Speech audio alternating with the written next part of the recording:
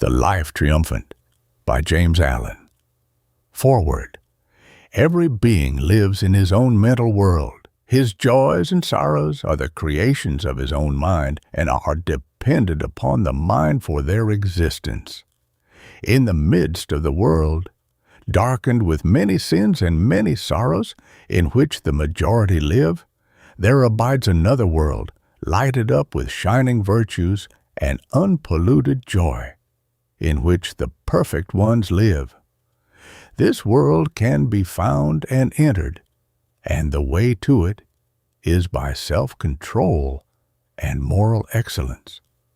It is the world of the perfect life, and rightly belongs to man, who is not complete until crowned with perfection.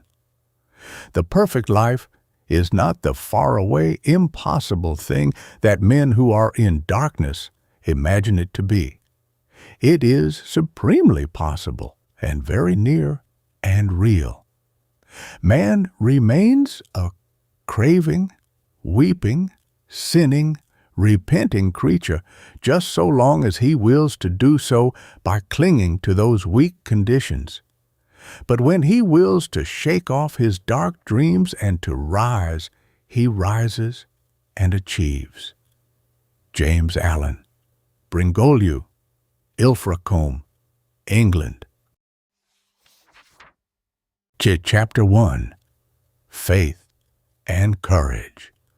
For those who will fight bravely and not yield, there is triumphant victory over all the dark things of life. I state this at the beginning that the reader may know there is no uncertainty about it. And in the course of this book I shall show what are the elements in character and conduct which go to build up the life of calm strength and superlative victory. To stand face to face with truth, to arrive after innumerable wanderings and pains at wisdom and bliss, not to be finally defeated and cast out, but to ultimately triumph over every inward foe, such as man's divine destiny, such his glorious goal.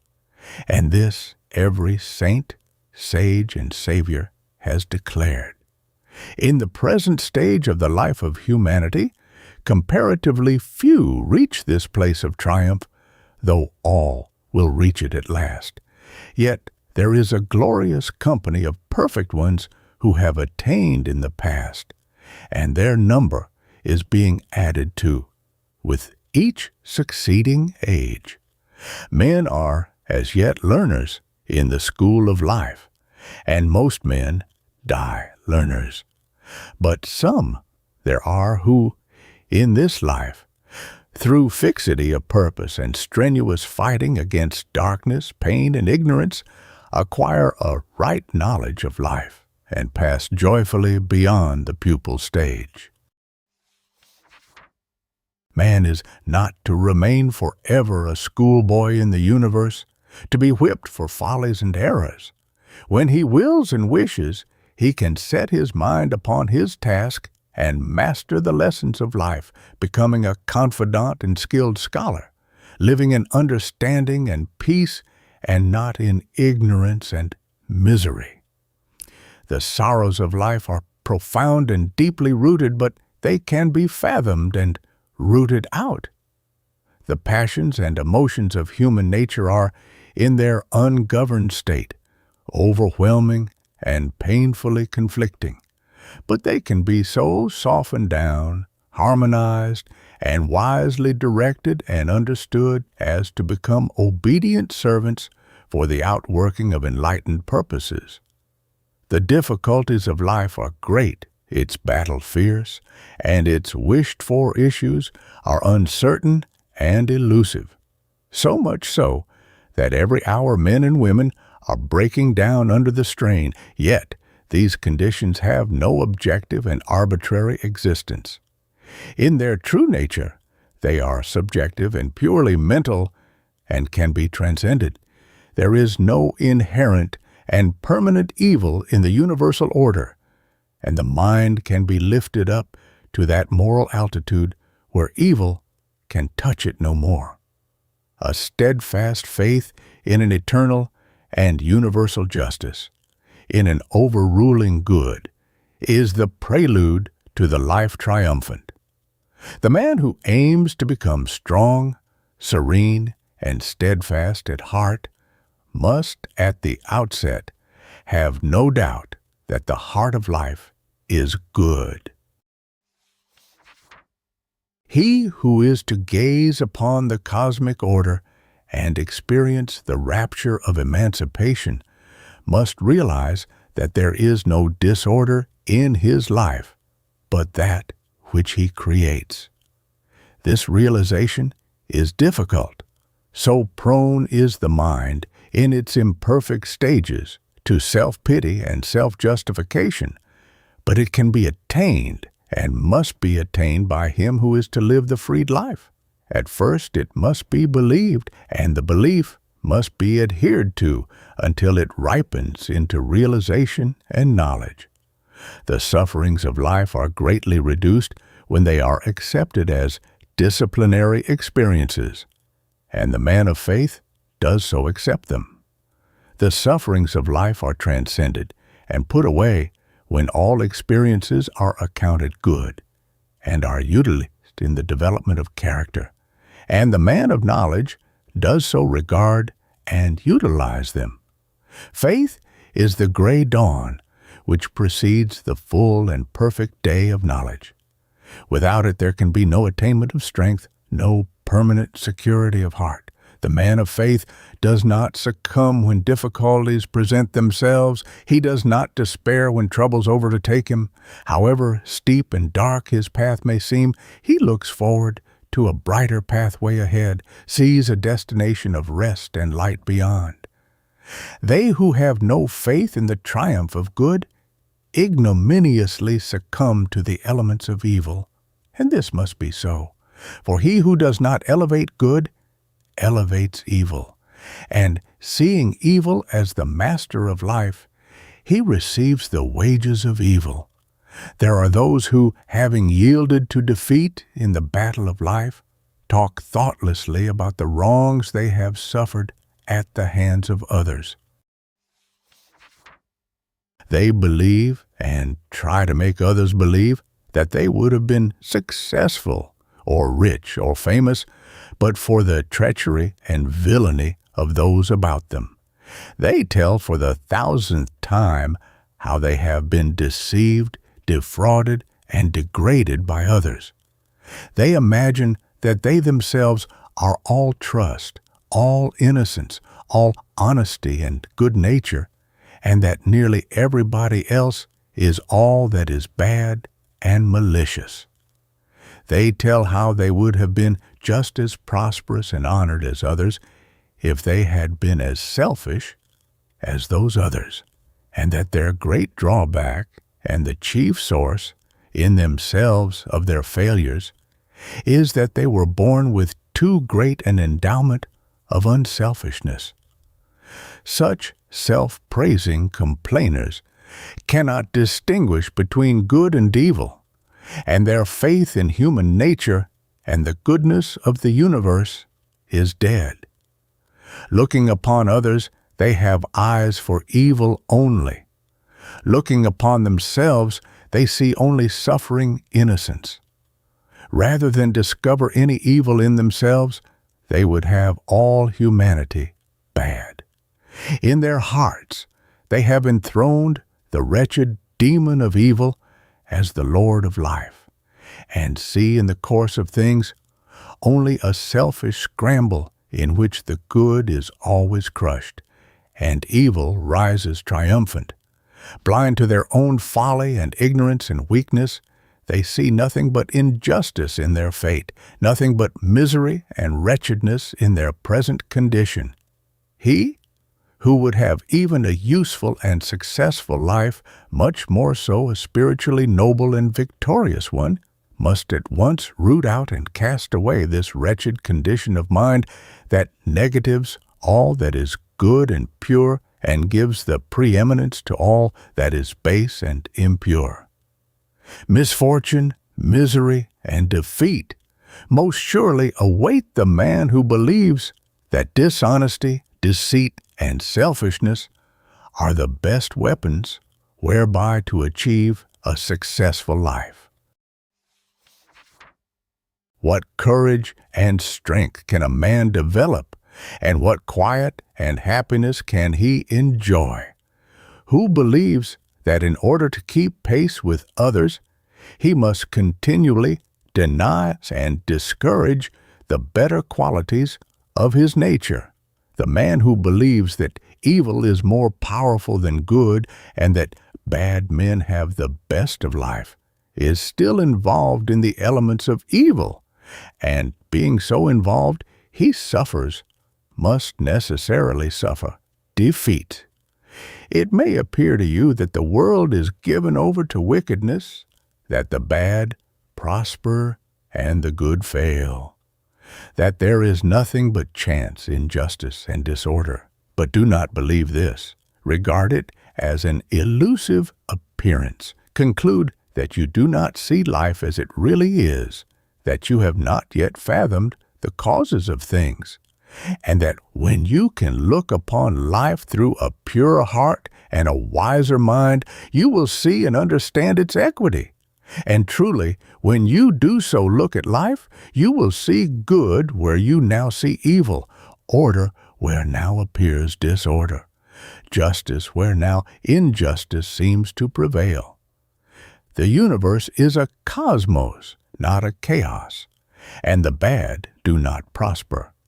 It is true there is much evil in the world, otherwise there would be no necessity for moral aims, but there is also much misery in the world, and the evil and misery are related as cause and effect.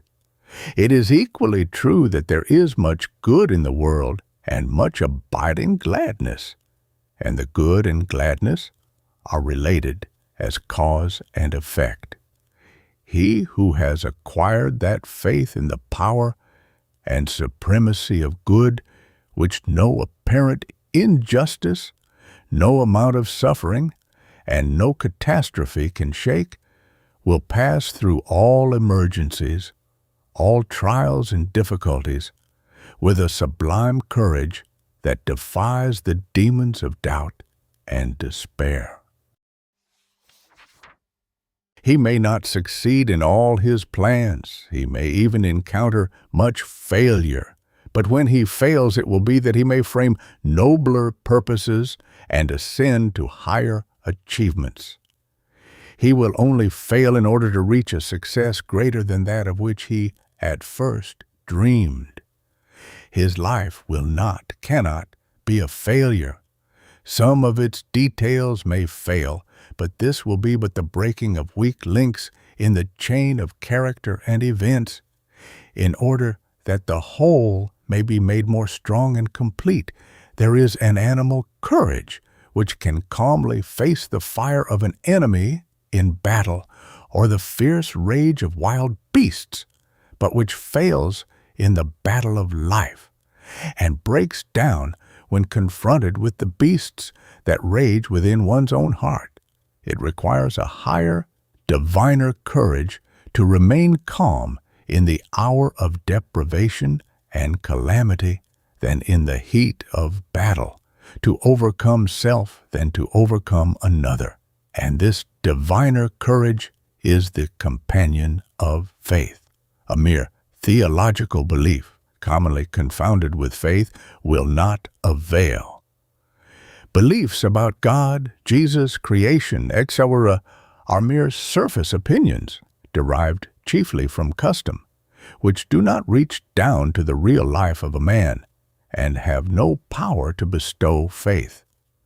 Such beliefs may accompany faith, but they are distinct from it. Frequently, those who hold most tenaciously to particular beliefs about God, Jesus, and the Bible are most lacking in faith. That is, they give way to complaint, despondency, and grief immediately some petty trouble overtakes them.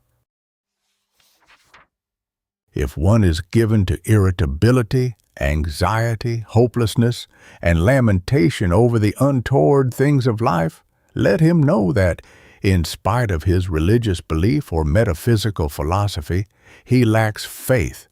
For where faith is, there is courage, there is fortitude, there is steadfastness and strength.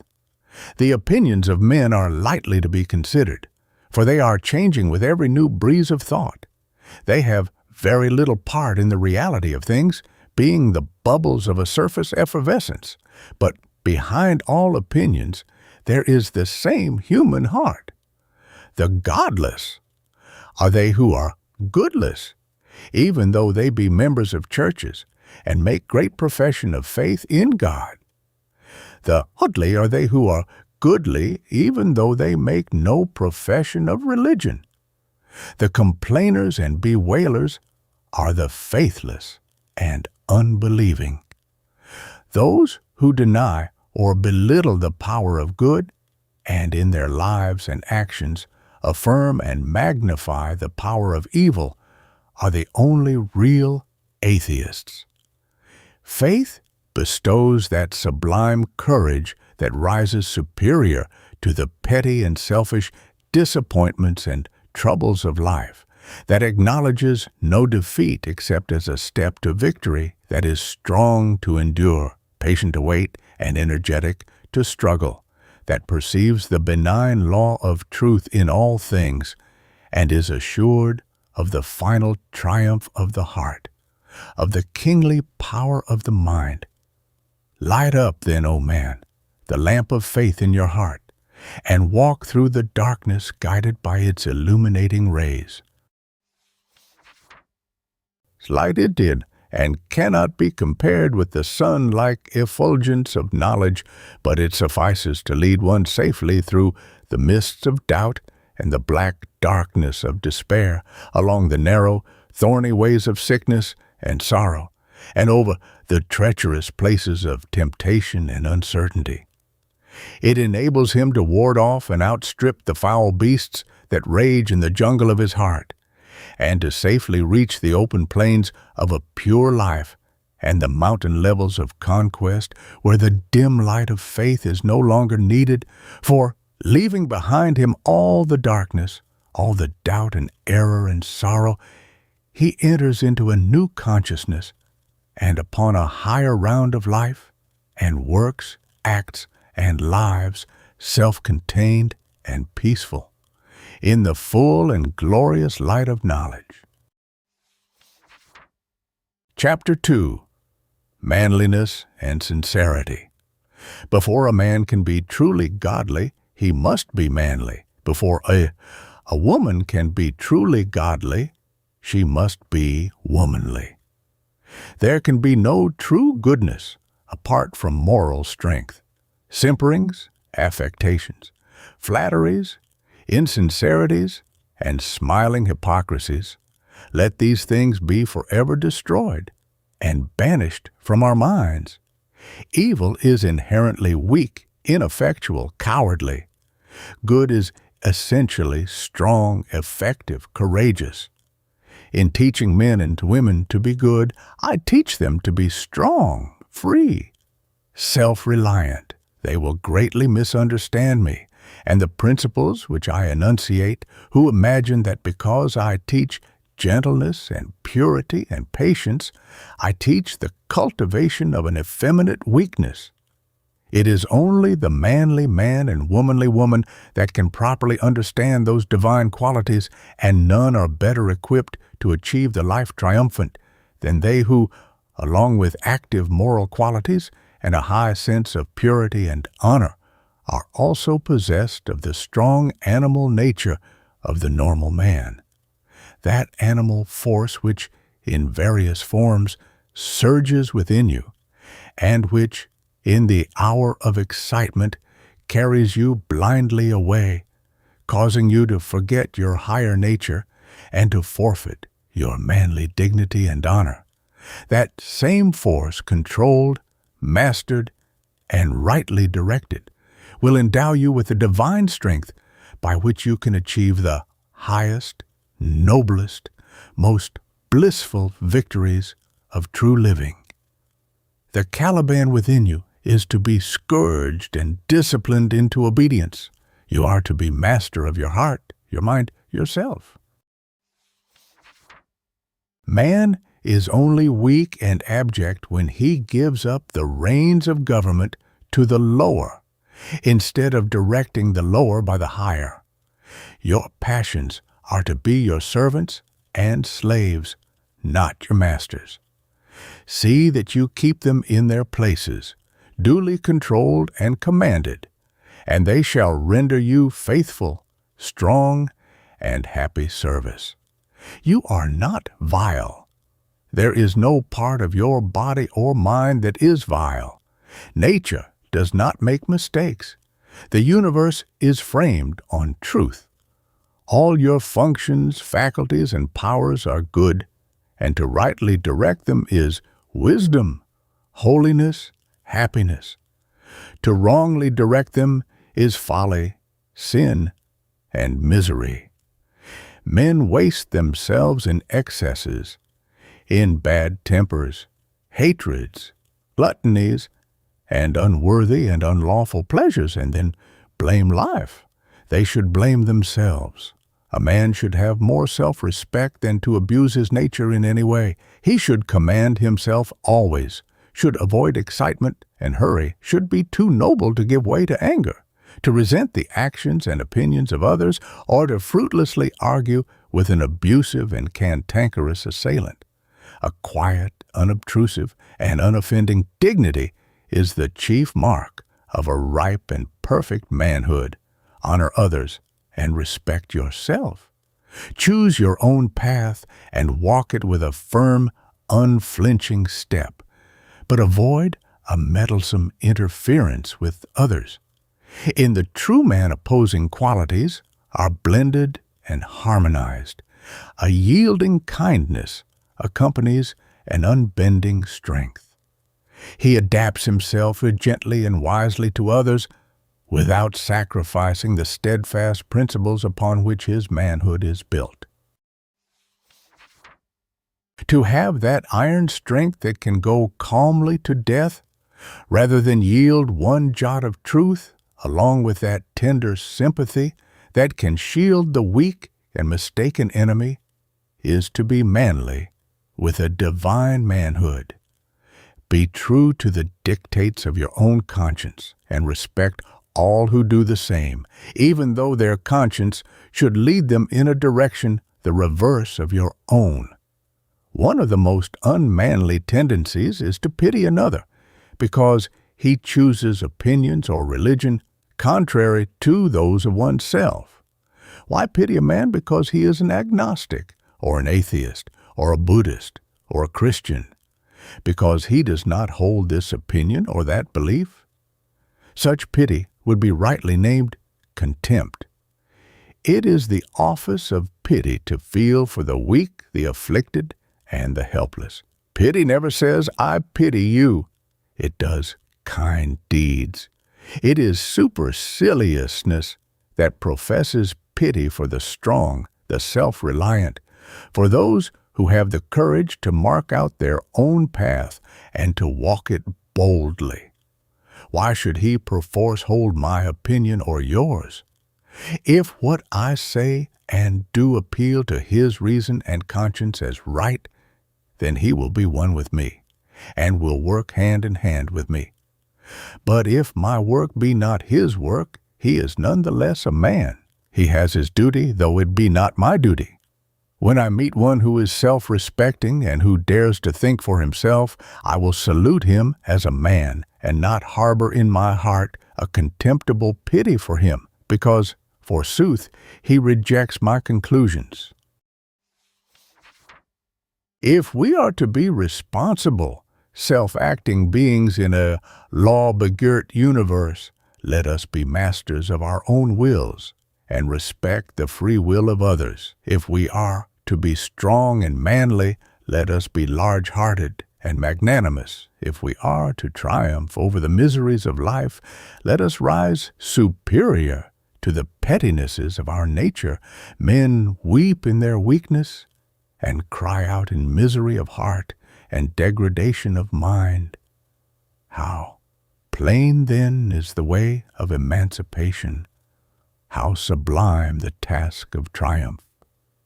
Be master of yourself. Eliminate weakness. Saw through the mocking fiend, selfishness, in whom is all weakness and wretchedness. Do not pander to effeminate and unnatural cravings, to unlawful desires, or to morbid self-love and self-pity. Give them no quarter, but promptly stamp them out with disciplinary decision and strength. A man should hold himself, as it were, in the hollow of his hand. He should be able to take up and to lay down. He should know how to use things and not be used by them. He should neither be the helpless captive of luxury nor the whipped slave of want, but should be self-contained and self-sufficient, master of himself under all conditions. He must train and direct his will in the way of self-mastery, which is the way of obedience, obedience to the law of his nature. Disobedience to law is the supreme evil in man, the source of all his sin and sorrow. In his ignorance, he imagines he can triumph over law and subdue the wills of others. He thus destroys his power. Man can triumph over his disobedience, over ignorance, sin, egotism, and lawlessness. He can conquer self. And herein lies his manly strength and divine power. He can comprehend the law of his being and obey it as a child understands and obeys the will of its father. He can sit the crowned king of all his functions and faculties, using them wisely in unselfish service and not as instruments of selfishness and greed. There is no bad habit that he cannot uproot, no sin that he cannot subdue, no sorrow that he cannot comprehend and conquer. Let a man then know his worth and keep things under his feet. Let him not peep or steal or skulk up and down with the air of a charity boy or a bastard or an interloper in the world which exists for him.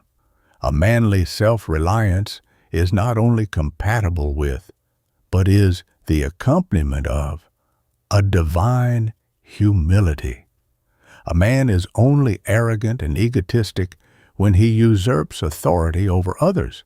He cannot claim nor exercise too great an authority over himself. Strong self-command with gentle consideration for others combine to make the truly manly man. To begin with, a man must be honest, upright, sincere. Deceit is the blindest folly. Hypocrisy is the weakest thing on earth. In trying to deceive others, a man most of all deceives himself. A man should be so free from guile, meanness, and deceit as to be able to look everybody in the face with a clear, open, unflinching gaze, free from shame and confusion, and with no inward shrinking or misgivings. Without sincerity, a man is but a hollow mask, and whatsoever work he attempts to do, it will be lifeless and ineffectual. Out of a hollow vessel nothing but the sound of hollowness can come, and from insincerity nothing but empty words can proceed.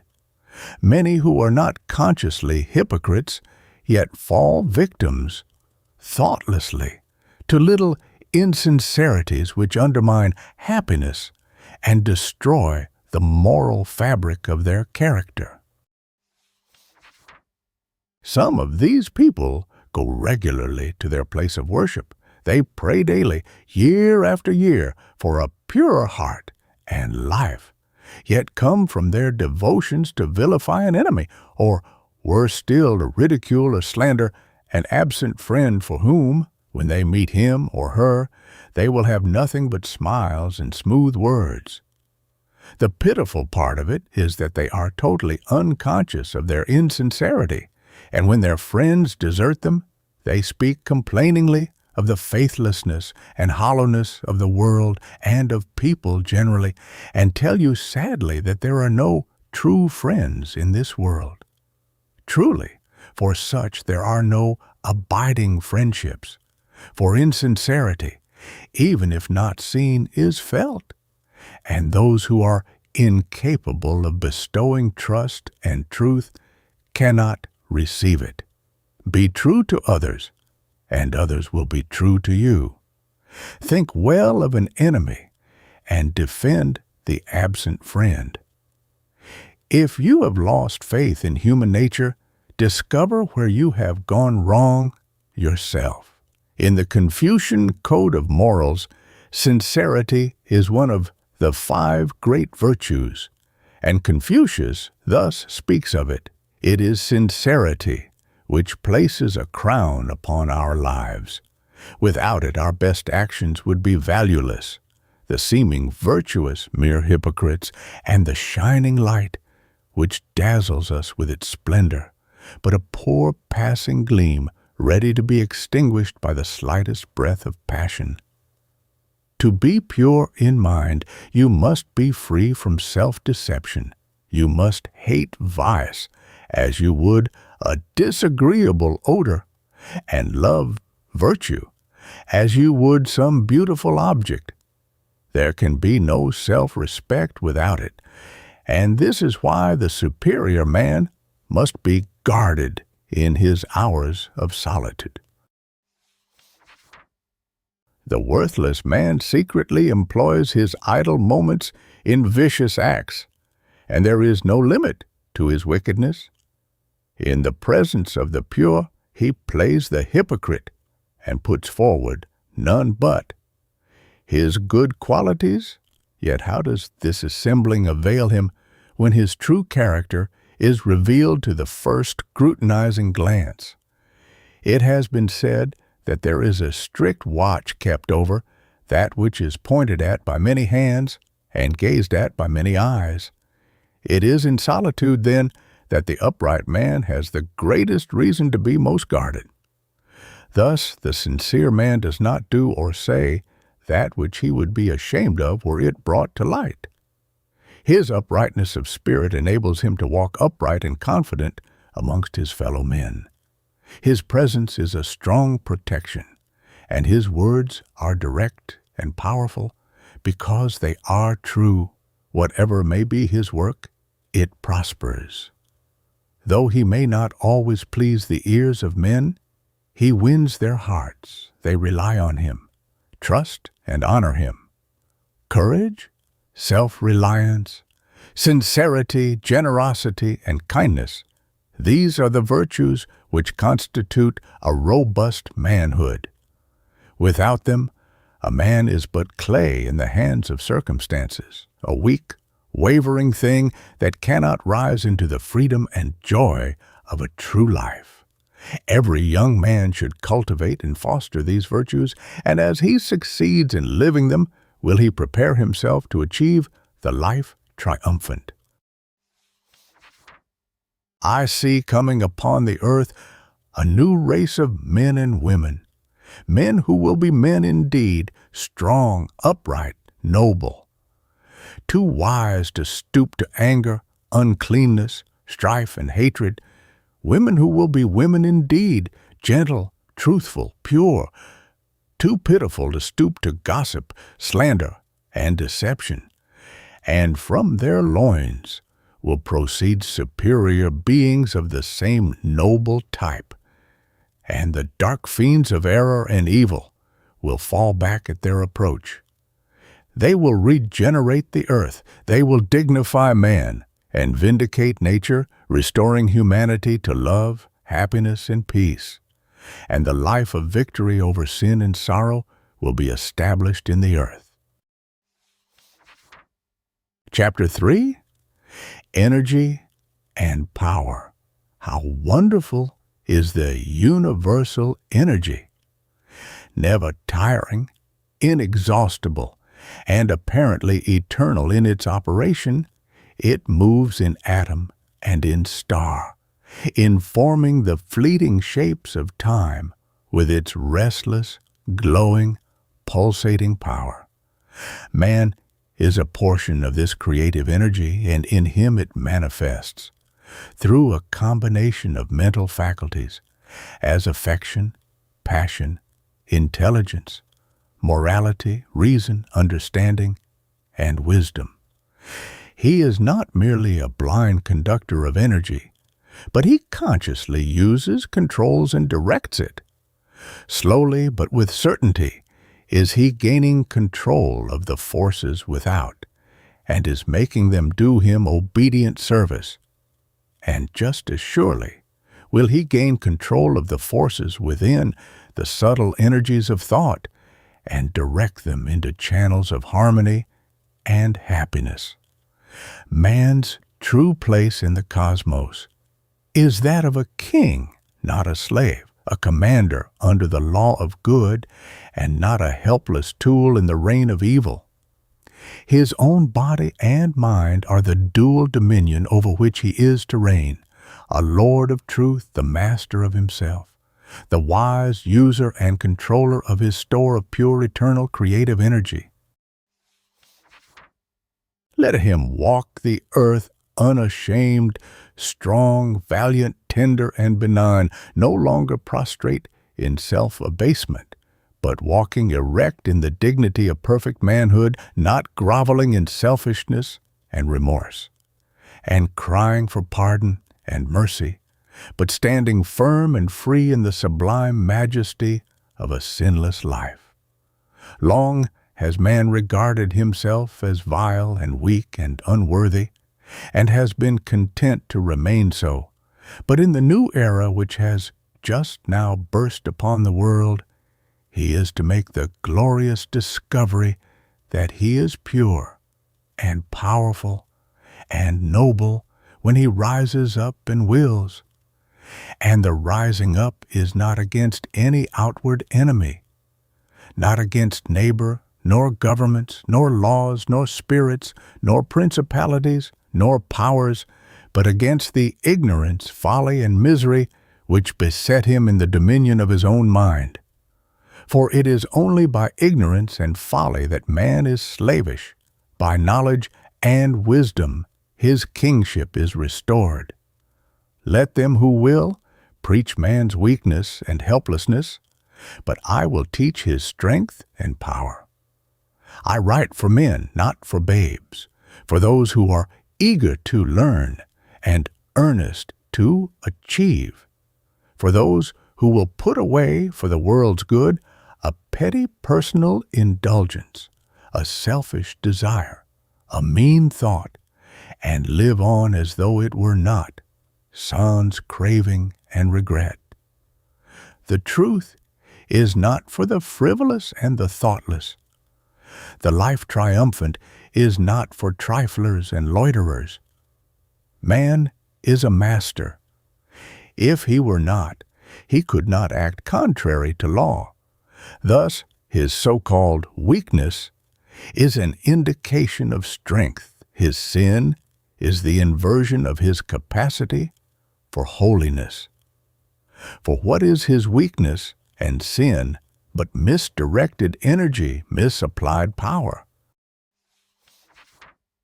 In this sense, the wrongdoer is strong, not weak, but he is ignorant, and exerts his strength in wrong directions instead of right, against the law of things instead of with it. Suffering is the recoil of misdirected strength. The bad man becomes good by reversing his conduct. If you are weeping over your sins, cease to commit those sins and establish yourself in their opposing virtues. It is thus that weakness is converted into strength, helplessness into power, and suffering into bliss. By turning his energies from the old channels of vice and directing them into the new channels of virtue, the sinner becomes the saint. While the universal energy may be unlimited, in particular forms its sum is strictly limited. A man is possessed of a given amount of energy, and he can use or misuse it. can conserve and concentrate it, or dissipate and disperse it. Power is concentrated energy. Wisdom is that energy adapted to beneficent ends. He is the man of influence and power who directs all his energies towards one great purpose and patiently works and waits for its fulfillment, sacrificing his desires in other and more pleasant directions. He is the man of folly and weakness who, thinking chiefly of pleasure, gratifies the desire of the hour or follows the whim and impulse of the moment, and so drifts thoughtlessly into peevishness and poverty of mind. The energy used in one direction is not available for use in other directions. This is a universal law both in mind and matter. Emerson calls it the law of compensation. Gain in a given direction necessitates loss in its opposite direction. The force placed in one scale is deducted from the other scale. Nature is always endeavoring to strike a balance. The energy which is dissipated in idleness is not given to work. The pleasure seeker cannot also be the truth seeker. The force wasted in a fit of bad temper is drawn from the man's store of virtue, particularly the virtue of patience. Spiritually, this law of compensation is the law of sacrifice. Selfish pleasure must be sacrificed if purity is to be gained. Hatred must be yielded up if love is to be acquired. This must be renounced if virtue is to be embraced. Earnest men soon discover that if they are to accomplish anything that is successful, strong, and enduring, either in worldly, intellectual, or spiritual channels, they must curb their desires and sacrifice much that seems sweet, even much that seems important.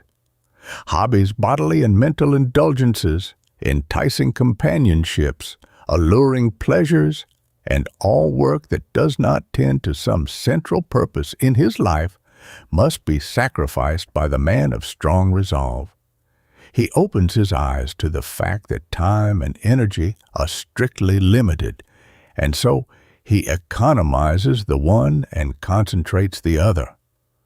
Foolish men waste their energies in swinish ease and gluttonous indulgence, in frivolous pleasures and empty talk, in hateful thoughts and irritable outbursts of passion, in vain controversy and meddlesome interference, and then complain that many are more fortunately equipped than they are for a useful, successful, or great life, and they envy their honored neighbor who has sacrificed self to duty and has devoted all his energies to the faithful performance of the business of his life. He who is just speaks the truth and does what is his own business. Him the world will hold dear. Let a man attend to his own business, consecrating all his faculties to and concentrating all his energies upon the perfect accomplishment of the task of his life, not stepping aside to condemn or interfere with the duties of others, and he will find life simple, strong, and happy. The universe is girt with goodness and strength, and it protects the good and the strong. Evil and weakness are self-destructive. Dissipation is annihilation. All nature loves strength. I see no inherent cruelty in the survival of the fittest. It is a spiritual as well as a natural law. The stronger qualities in the beast are the fittest to evolve a higher type. The nobler moral qualities in man are his emancipators, and it is well that they should dominate and ultimately crush out the ignoble tendencies. Most certain it is that he who gives dominion to the lower courts destruction and does not survive. either in the struggle of life without or the battle of truth within. The life given to the lower is lost to the higher. Yea, it is finally lost also to the lower, and so all is lost. For evil is ultimately nothingness. But the life given to the higher is preserved and is not lost to anything. For while it sacrifices much that the world holds precious, it does not sacrifice anything that is precious in reality. The untrue and the worthless must perish, and he who consecrates himself to the good and the true is content that they should perish. And so at last he stands where sacrifice ends, and all is gain. Such a one survives in the struggle of life without, and he conquers in the battle of truth within. First, then, be strong. Strength is the firm basis on which is built the temple of the triumphant life. Without a central motive and fixed resolve, your life will be a poor, weak, drifting, unstable thing. Let the act of the moment be governed by the deep, abiding purpose of the heart. You will act differently at different times, but the act will not be wrong if the heart is right. You may fall and go astray at times, especially under great stress, but you will quickly regain yourself and will grow wiser and stronger thereby, so long as you guide yourself by the moral compass within, and do not throw it away to gratify effeminate indulgence and give yourself up to uncertain drifting. Follow your conscience. Be true to your convictions. Do at the moment what you regard as right, and put away all procrastination, vacillation, and fear. If you're convinced that in the performance of your duty under certain circumstances, the severest measures are necessary, carry out those measures, and let there be no uncertainty about it. Err on the side of strength rather than weakness. The measures you adopt may not be the best, but if they are the best you know, then your plain duty is to carry them out. By so doing, you will discover the better way if you are anxious for progress and are willing to learn. Deliberate beforehand, but in the time for action do not hesitate. Avoid anger and stubbornness, lust and greed. The angry man is the weak man. The stubborn man who refuses to learn or to mend his ways is the foolish man. He grows old in folly, and gray hairs do not bring him reverence or honor. The sensualist has energy for pleasure only, and reserves none for manliness and self-respect. The greedy man is blind to the nobility of human nature and the glory of a true life. He spends his energies in perpetuating the miseries of hell, instead of enjoying the happiness of heaven. Your strength is with you, and you can spend it in burrowing downward or in climbing upward. You can dissipate it in selfishness or conserve it in goodness. The same energy will enable you to become a beast or a god. The course along which you direct it will determine its effect. Do not think the thought, "My mind is weak," but convert weakness into strength and energy into power by redirecting your mental forces. Turn your thoughts into noble channels. Put away vain longings and foolish regrets. Abolish complaint and self-condolence, and have no dalliance with evil. Lift your face upward. Rise up in your divine strength and spurn from your mind and life all meanness and weakness. Do not live the false life of a pulling slave, but live the true life of a conquering master. Chapter 4. Self-Control and Happiness. When mental energy is allowed to follow the line of least resistance and to fall into easy channels, it is called weakness. When it is gathered, focused, and forced into upward and difficult directions, it becomes power.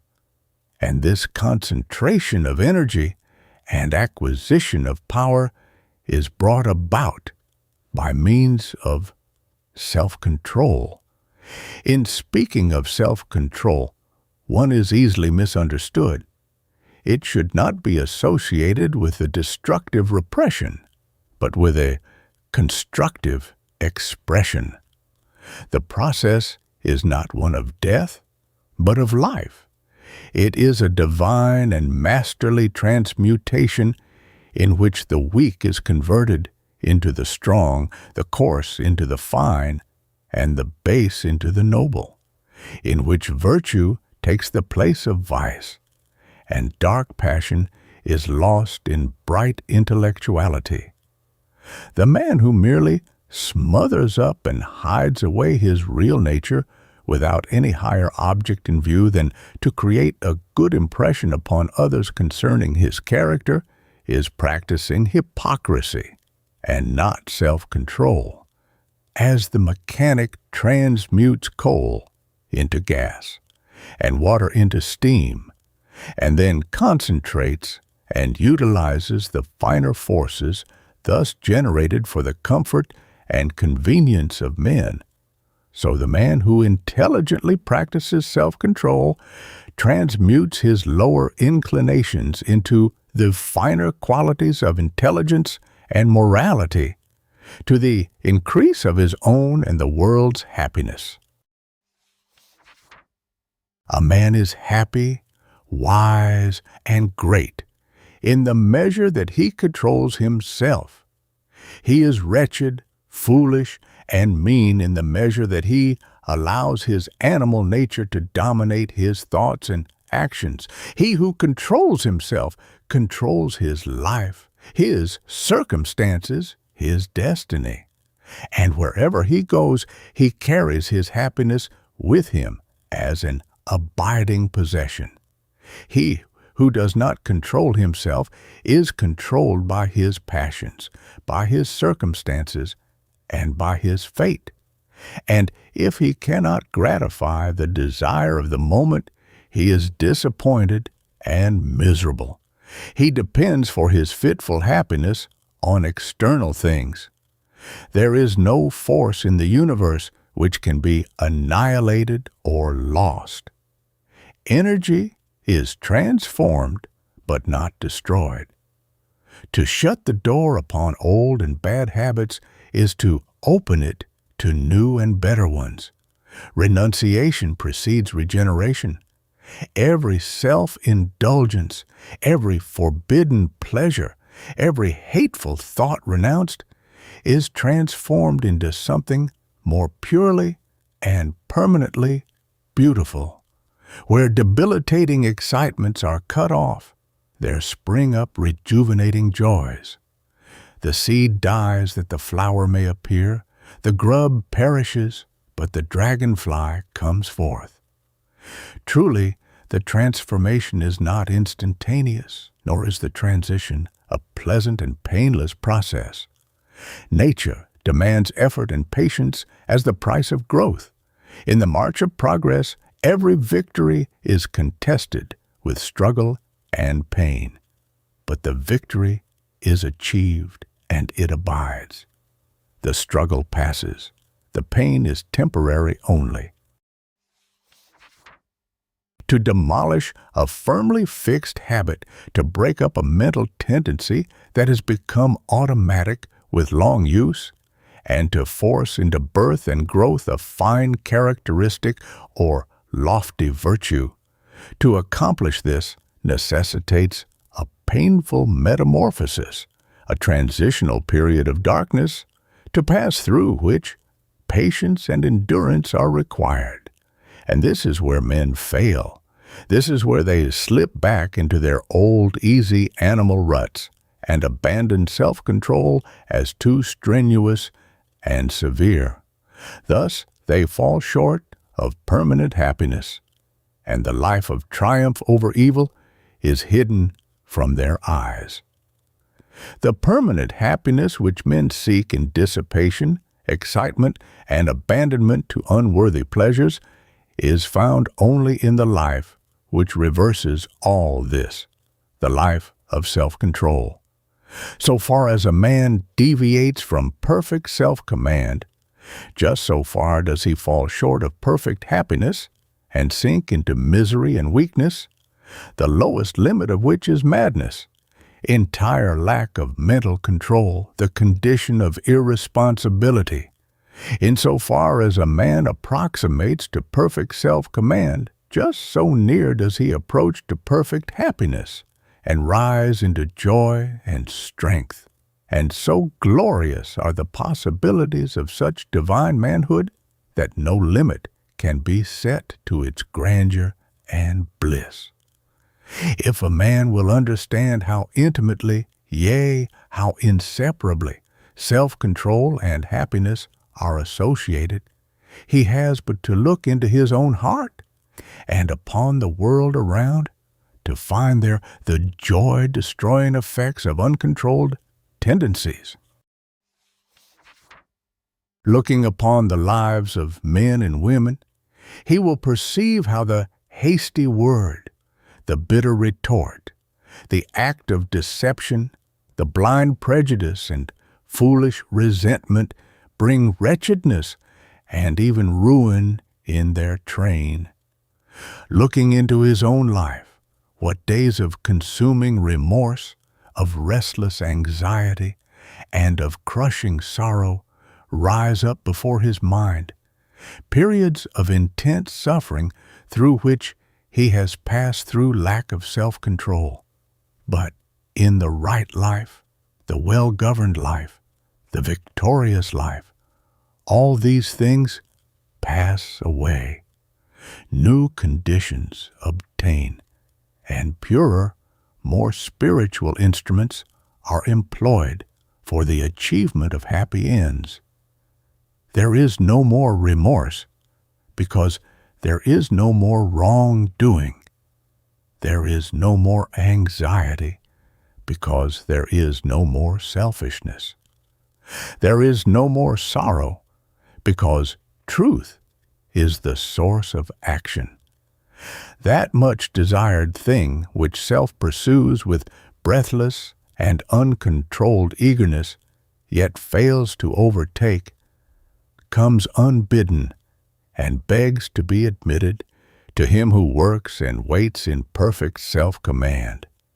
Hatred, impatience, greed, self-indulgence, vain ambitions, and blind desires, the instruments by which self shapes its ill-finished existence, what clumsy tools they are, and how ignorant and unskillful are they who employ them. Love, patience, kindness, self-discipline, transmuted ambitions, and chastened desires, instruments of truth by which is shaped a well-finished existence, what perfect tools they are, and how wise and skillful are they who use them. Whatsoever is gained by feverish haste and selfish desire is attained in fuller measure by quietness and renunciation.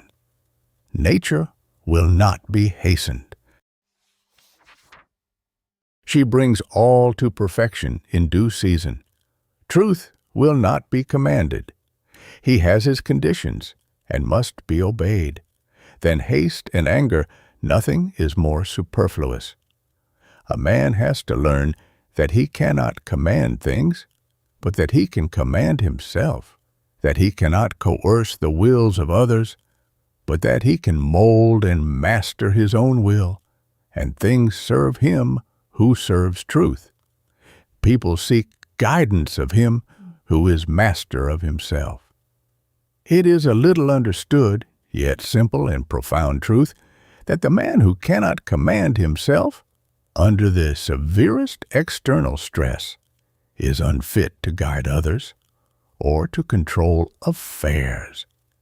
It is the fundamental principle in the moral and political teaching of Confucius that before attempting to govern affairs, a man should learn to govern himself.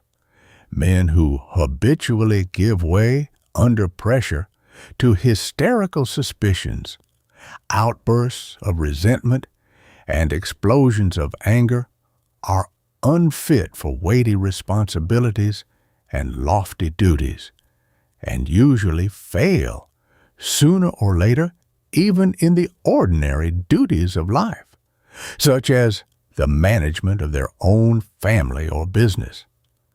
Lack of self-control is foolishness, and folly cannot take precedence of wisdom. He who is learning how to subdue and control his turbulent wandering thoughts is becoming wiser every day. And though for a time the temple of joy will not be completed, he will gather strength in laying its foundations and building up its walls. And the day will come when, like a wise master builder, he will rest at peace in the beautiful habitation which he has built. Wisdom inheres in self-control, and in wisdom is pleasantness and peace. The life of self-control is no barren deprivation, no wilderness of monotony. Renunciation there is, but it is the renunciation of the ephemeral and false, in order that the abiding and true may be realized. Enjoyment is not cut off. It is intensified. Enjoyment is life. It is the slavish desire for it that kills. Is there anywhere a more miserable man than he who is always longing for some new sensation? Is there anywhere a more blessed being than he who, by self-control, is satisfied, calm, and enlightened? Who has most of physical life and joy? The glutton, the drunkard, and the sensualist, who lives for pleasure only, or the temperate man who holds his body in subjection, considering its needs and obeying its uses? I was once eating a ripe, juicy apple as it came from the tree, and a man near me said, "I would give anything if I could enjoy an apple like that." I asked, "Why can't you?" His answer was, "I have drunk whiskey and smoked tobacco until I've lost all enjoyment in such things." In pursuit of elusive enjoyments, men lose the abiding joys of life. And as he who controls his senses has most of physical life and joy and strength, so he who controls his thoughts has most of spiritual life and bliss and power. For not only happiness, but knowledge and wisdom also are revealed by self-control. As the avenues of ignorance and selfishness are closed, the open gates of knowledge and enlightenment appear. Virtue attained is knowledge gained. The pure mind is the enlightened mind. He has well-being who controls himself well. I hear men speak of the monotony of goodness. If longing for things in the spirit, which one has given up in the letter, were goodness, then indeed would it be monotonous. The man of self-control does not merely give up his base pleasures, he abandons all longing for them. He presses forward and does not look back. And fresh beauties, new glories, sublimer vistas await him at every step. I am astonished at the revelations which lie hidden in self-control. I am captivated by the infinite variety of truth. I am filled with joy at the grandeur of the prospect. I am gladdened by its splendor and its peace. Along the way of self-control, there is the joy of victory, the consciousness of expanding and increasing power, the acquisition of the imperishable riches of divine knowledge, and the abiding bliss of service to humankind. Even he who travels only a portion of the way will develop a strength, achieve a success, and experience a joy which the idle and the thoughtless cannot know. And he who goes all the way will become a spiritual conqueror. He will triumph over all evil and will blot it out. He will gaze with enrapt vision upon the majesty of the cosmic order and will enjoy the immortality of truth. Chapter 5. Simplicity and Freedom. You've known what it is to be physically encumbered by some superfluous load. You have experienced the happy relief of dispensing with such load. Your experience illustrates the difference between a life burdened with a complexity of degenerate beliefs and speculations and one rendered simple and free by the satisfaction of its natural needs and a calm contemplation of the facts of existence, eliminating all argument and speculation. There are those who cumber their drawers, cupboards, and rooms with rubbish and lumber. To such an extent is this carried sometimes that the house cannot be properly cleaned and vermin swarms. There is no use for the rubbish, but they will not part with it, even though by so doing they would also get rid of the vermin. But they like to think that it is there, like to feel that they have got it, especially if they are convinced that nobody else has its like. Or they reason that it may be of some use someday, or it may become valuable, or it brings up old associations which they occasionally resuscitate and take a paradoxical pleasure in sorrowing over. In a sweet, methodical, well-managed house, such superfluities, bringing with them dirt, discomfort, and care, are not allowed to accumulate. Or should they have accumulated, they are gathered up and consigned to the fire and the dustbin when it is decided to cleanse and restore the house and give it light, comfort, and freedom.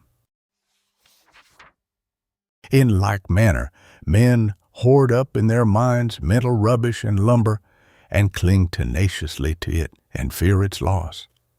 Insatiate desires, thirsty cravings for unlawful and unnatural pleasures, conflicting beliefs about miracles, gods, angels, demons, and interminable theological complexities. Hypothesis is piled upon hypothesis. Speculation is added to speculation until the simple, beautiful, all-sufficient facts of life are lost to sight and knowledge beneath the metaphysical pile. Simplicity consists in being rid of this painful confusion of desires and superfluity of opinions, and adhering only to that which is permanent and essential. And what is permanent in life? What is essential? Virtue alone is permanent. Character is essential. So simple is life. When it is freed from all superfluities and rightly understood and lived, that it can be reduced to a few unmistakable, easy to be understood, though hard to practice principles. And all great minds have so simplified life. Buddha reduced it to 8 virtues, in the practice of which he declared that men would acquire perfect enlightenment. And these 8 virtues he reduced to one, which he called compassion.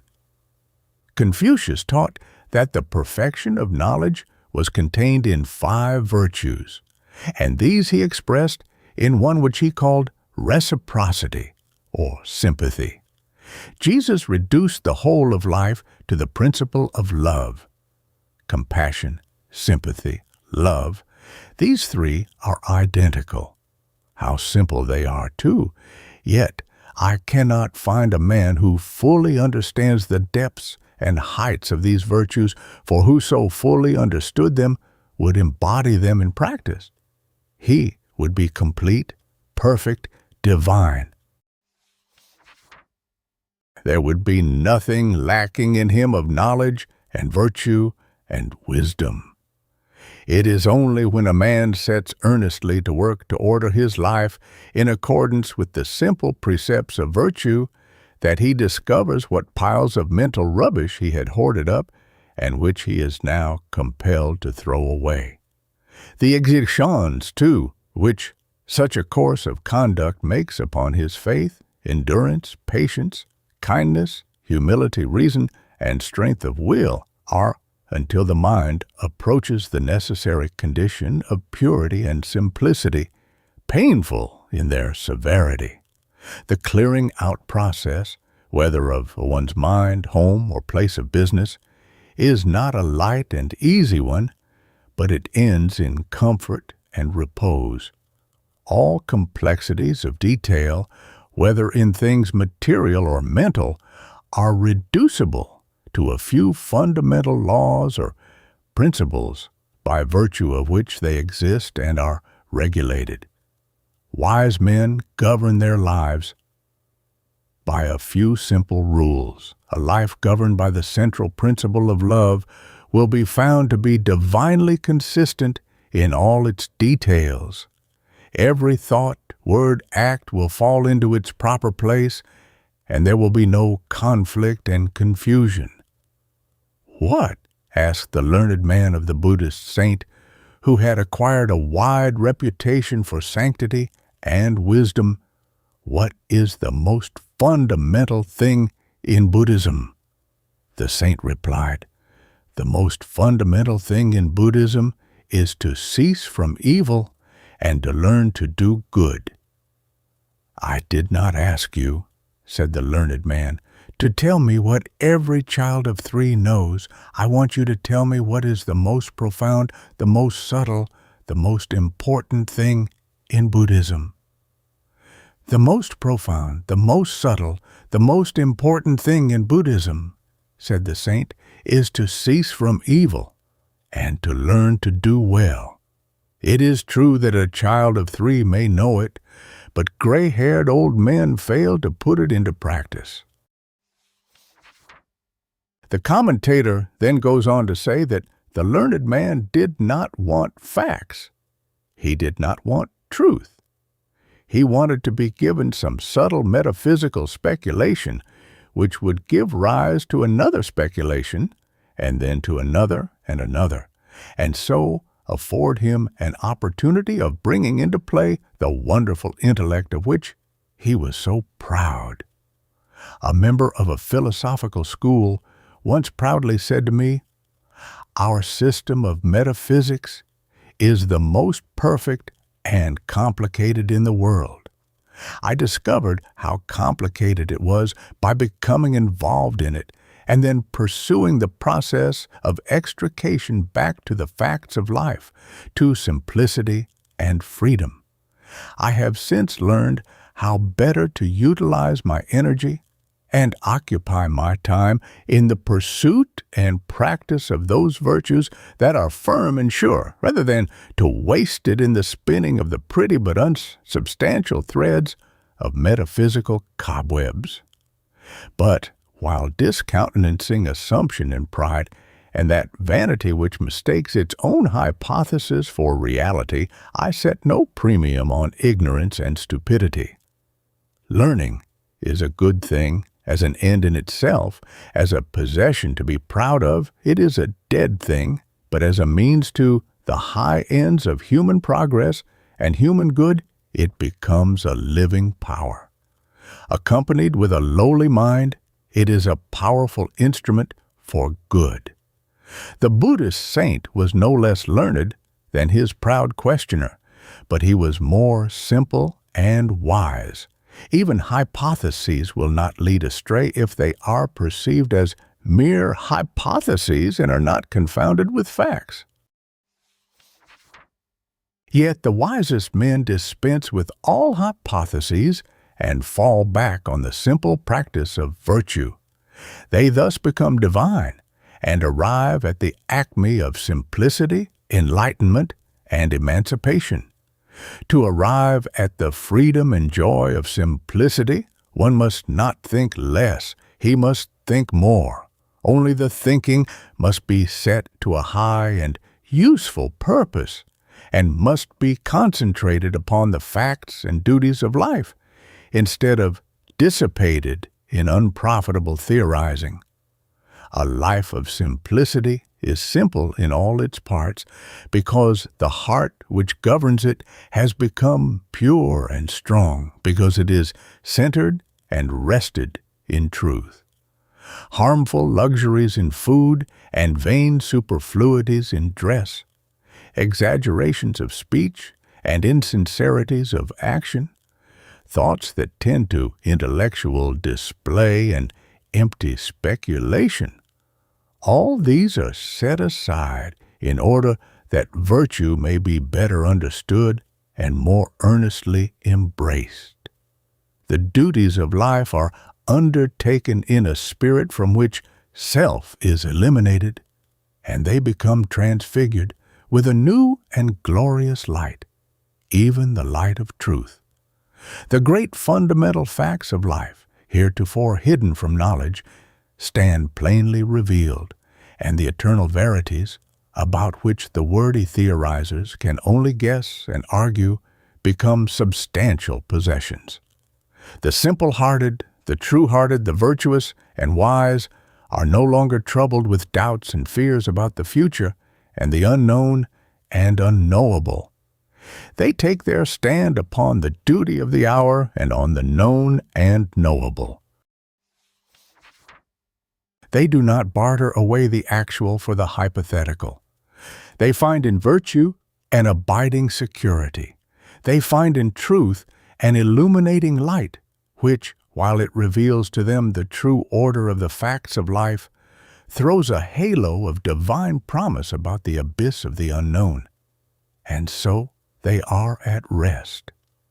Simplicity works untrammeled and becomes greatness and power. Suspicions, deceptions, impurities, despondencies, bewailings, doubts, and fears, all these things are cast away, left behind and ignored, and the freed man, strong, self-possessed, calm, and pure, works in unclouded assurance and inhabits heavenly places. Chapter 6. Right thinking and repose. Life is a combination of habits, some baneful, some beneficent, all of which take their rise in the one habit of thinking. The thought makes the man, therefore, right thinking is the most important thing in life. The essential difference between a wise man and a fool is that the wise man controls his thinking. The fool is controlled by it. A wise man determines how and what he shall think, and does not allow external things to divert his thought from the main purpose. But a fool is carried captive by every tyrant thought as it is aroused within him by external things, and he goes through life the helpless tool of impulse, whim, and passion. Careless, slovenly thinking, commonly called thoughtlessness, is the companion of failure, wrongdoing, and wretchedness. Nothing, no prayers, no religious ceremonies, not even acts of charity, can make up for wrong thinking. Only right thinking can rectify a wrong life. Only the right attitude of mind towards men and things can bring repose and peace. The triumphant life is only for him whose heart and intellect are attuned to lofty virtue. He must make his thought logical, sequential, harmonious, symmetrical. He must mold and shape his thinking to fixed principles, and thereby establish his life on the sure foundation of knowledge. He must not merely be kind, he must be intelligently kind, must know why he is kind. His kindness must be an invariable quality, and not an intermittent impulse interspersed with fits of resentment and acts of harshness. He must not merely be virtuous under virtuous circumstances. His virtue must be of that kind that shall continue to shine with unabated light when he is assailed with vicious circumstances.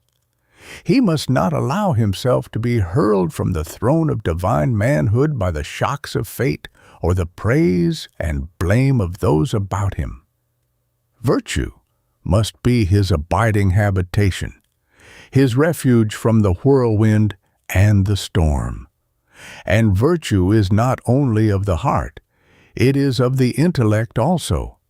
And without this virtue of the intellect, the virtue of the heart is imperiled.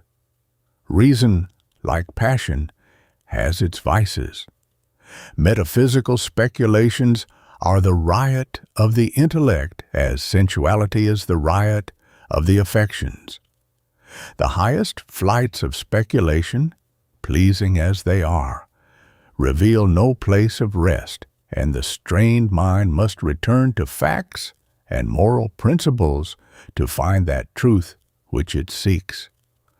As the soaring bird returns for refuge and rest to its nest in the rock, so must the speculative thinker return to the rock of virtue for surety and peace. The intellect must be trained to comprehend the principles of virtue and to understand all that is involved in their practice. Its energies must be restrained from wasteful indulgence in vain subtleties and be directed in the path of righteousness and the way of wisdom. The thinker must distinguish in his own mind between reality and assumption. He must discover the extent of his actual knowledge. He must know what he knows. He must also know what he does not know. He must learn to discriminate between facts and opinions about facts, between belief and knowledge, error and truth. In his search for the right attitude of mind which perceives truth and works out a wise and radiant life, he must be more logical than logic, more merciless in exposing the errors of his own mind than the most sarcastic logician is in exposing the errors of the minds of others. After pursuing this course of discrimination for a short time, he will be astonished to find how small is the extent of his actual knowledge. Yet he will be gladdened by its possession, for, small as it is the pure gold of knowledge. And what is better, to have a few grains of gold hidden away in tons of ore, where it is useless, or to extract the gold and throw away the ore. As the miner sifts away bushels of dull earth to find the sparkling diamond, so the spiritual miner, the true thinker, sifts away from his mind the accumulation of opinions, beliefs, speculations, and assumptions to find the bright jewel of truth which bestows upon its possessor wisdom and enlightenment. And the concentrated knowledge which is ultimately brought to light by this sifting process is found to be so closely akin to virtue that it cannot be divided from it, cannot be set apart as something different. In his search for knowledge, Socrates discovered virtue. The divine maxims of the great teachers are maxims of virtue. When knowledge is separated from virtue, wisdom is lost. What a man practices, that he knows. What he does not practice, that he does not know. A man may write treatises or preach sermons on love, but if he treat his family harshly or think spitefully of his enemy, what knowledge has he concerning love? In the heart of the man of knowledge there dwells a silent and abiding compassion that shames the fine words of the noisy theorist. He only knows what peace is, whose heart is free from hatred, who lives at peace with all. Cunning definitions of virtue only serve to deepen ignorance when they proceed from vice-stained lips. Knowledge has a deeper source than the mere memorizing of information. That knowledge is divine, which proceeds from acquaintance with virtue. The humility which purges the intellect of its empty opinions and vain assumptions also fortifies it with a searching insight and invincible power. There is a divine logic which is indistinguishable from love. The reply, "He that is without sin among you, let him first cast a stone at her," is unanswerable logic. It is also perfect love. The wrong thinker is known by his vices. The right thinker is known by his virtues. Troubles and unrest assail the mind of the wrong thinker, and he experiences no abiding repose. He imagines that others can injure, snub, cheat, degrade, and ruin him. Knowing nothing of the protection of virtue, he seeks the protection of self, and takes refuge in suspicion, spite, resentment, and retaliation, and is burnt in the fire of his own vices. When slandered, he slanders in return. When accused, he recriminates. When assailed, he turns upon his adversary with double fierceness. "I have been treated unjustly," exclaims the wrong thinker, and then abandons himself to resentment and misery.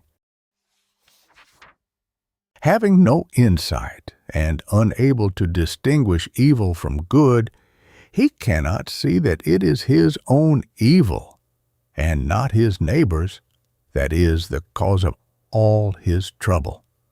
The right thinker is not concerned with thoughts about self and self-protection, and the wrong actions of others towards him cannot cause him trouble or unrest. He cannot think, "This man has wronged me." He perceives that no wrong can reach him but by his own ill deeds. He understands that his welfare is in his own hands, and that none but himself can rob him of response. Virtue is his protection, and retaliation is foreign to him. He holds himself steadfastly in peace, and resentment cannot enter his heart. Temptation does not find him unprepared, and it assails in vain the strong citadel of his mind. Abiding in virtue, he abides in strength and peace. The right thinker has discovered and acquired the right attitude of mind toward men and things, the attitude of a profound and loving repose. And this is not resignation, it is wisdom. It is not indifference, but watchful and penetrating insight. He has comprehended the facts of life. He sees things as they are. He does not overlook the particulars of life, but reads them in the light of cosmic law, sees them in their right relations as portions of the universal scheme. He sees that the universe is upheld by justice. He watches, but does not engage in, the petty quarrels and fleeting strifes of men. He cannot be a partisan. His sympathy is with all. He cannot favor one portion more than another. He knows that good will ultimately conquer in the world, as it has conquered in individuals, that there is a sense in which good already conquers, for evil defeats itself. Good is not defeated. Justice is not set aside. Whatever man may do, justice reigns, and its eternal throne cannot be assailed and threatened, much less conquered and overthrown. And this is the source of the true thinker's abiding repose. Having become righteous, he perceives the righteous law. Having acquired love, he understands the eternal love. Having conquered evil, he knows that good is supreme. He only is the true thinker whose heart is free from hatred, lust, and pride, who looks out upon the world through eyes washed free from evil, whose bitterest enemy arouses no enmity, but only tender pity in his heart, who does not talk vainly about things of which he has no knowledge, and whose heart is always at peace. And by this a man may know that his thoughts are in accordance with truth, that there is no more bitterness in his heart, that malice has departed from him, that he loves where he formerly condemned. A man may be learned, but if he is not wise, he will not be a true thinker. Not by learning will a man triumph over evil. Not by much study will he overcome sin and sorrow. Only by conquering himself will he conquer evil. Only by practicing righteousness will he put an end to sorrow. Not for the clever, nor the learned, nor the self-confident is the life triumphant, but for the pure, the virtuous, the wise. The former achieve their particular success in life, but the latter alone achieve the great success, a success so invincible and complete that even in apparent defeat, it shines with added victory. Virtue cannot be shaken. Virtue cannot be confounded. Virtue cannot be overthrown. He who thinks in accordance with virtue, who acts righteously, whose mind is the servant of truth, he it is who conquers in life and in death. For virtue must triumph, and righteousness and truth are the pillars of the universe. Chapter 7. Calmness and Resource. He who has truth is always self-possessed. Hurry and excitement, anxiety and fear have no place in the purified mind and the true life. Self-conquest results in a perpetual calm. Calmness is the radiant light which adds a luster to all the virtues. Like the nimbus round the head of a saint, it surrounds virtue with its shining halo. Without calmness, a man's greatest strength is but a kind of exaggerated weakness. Where is a man's spiritual strength? Where, indeed, is his ordinary, manly strength? Who loses his balance with almost every petty disturbance from without? And what enduring influence can a man have who forgets himself in sinful abandonment or unseemly rage in the hour of temptation and crisis?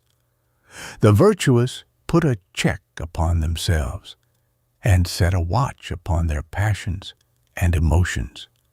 In this way, they gain possession of the mind and gradually acquire calmness. And as they acquire calmness, they acquire influence, power, greatness, abiding joy, and fullness and completeness of life. Those who do not put a check upon themselves, whose emotions and passions are their masters, who crave excitements and race after unholy pleasures, these are not yet fit for a life of joyful victory, and can neither appreciate nor receive the beautiful jewel of calmness. Such may pray for peace with their lips, but they do not desire it in their hearts. Or the word peace may only mean to them another kind of periodic pleasure which they desire to enjoy. In the life of calm, there are no fitful periods of sinful excitement, followed by reactionary hours of sorrow and remorse. There are no foolish elations followed by equally foolish depressions, no degrading actions followed by misery and loss of self-respect. But all these things are put away, and what remains is truth, and truth is forever encircled with peace. The calm life is one unbroken bliss. Duties which are irksome to the ungoverned are things of joy to the calm man. Indeed, in the calm life, the word duty receives a new meaning. It is no longer opposed to happiness, but it is one with happiness. The calm man, the right-seeing man, cannot separate joy from duty. Such separation belongs to the mind and life of the pleasure hunter and lover of excitement. Calmness is difficult to attain because men cling blindly to the lower disturbances of the mind for the passing pleasure which those disturbances afford. Even sorrow is sometimes selfishly gloated over as a kind of occasional luxury. But though difficult to attain, the way which leads to its attainment is simple. It consists in abandoning all those excitements and disturbances which are opposed to it, and in fortifying oneself in those steadfast virtues which do not change with changing events and circumstances, which have no violent reactions, and which therefore bestow perpetual satisfaction and abiding peace. He only finds peace who conquers himself, who strives day by day after greater self-possession, greater self-control, greater calmness of mind. One can only be a joy to himself and a blessing to others in the measure that he has command of himself, and such self-command is gained only by persistent practice. A man must conquer his weaknesses by daily effort. He must understand them and study how to eliminate them from his character. And if he continues to strive, not giving way, he will gradually become victorious. And each little victory gained, though there is a sense in which no victory can be called little, will be so much more calmness acquired and added to his character as an eternal possession. He will thus make himself strong and capable and blessed, fit to perform his duties faultlessly and to meet all events with an untroubled spirit. But even if he does not, in this life, reach that supreme calm which no shock can disturb, he will become sufficiently self-possessed and pure to enable him to fight the battle of life fearlessly and to leave the world a little richer for having known the benignity of his presence. By constantly overcoming self, a man gains a knowledge of the subtle intricacies of his mind, and it is this divine knowledge which enables him to become established in calmness.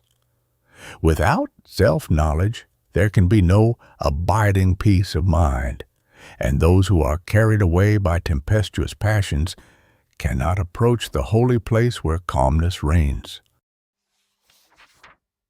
The weak man is like one who, having mounted a fiery steed, allows it to run away with him and carry him whithersoever it wills.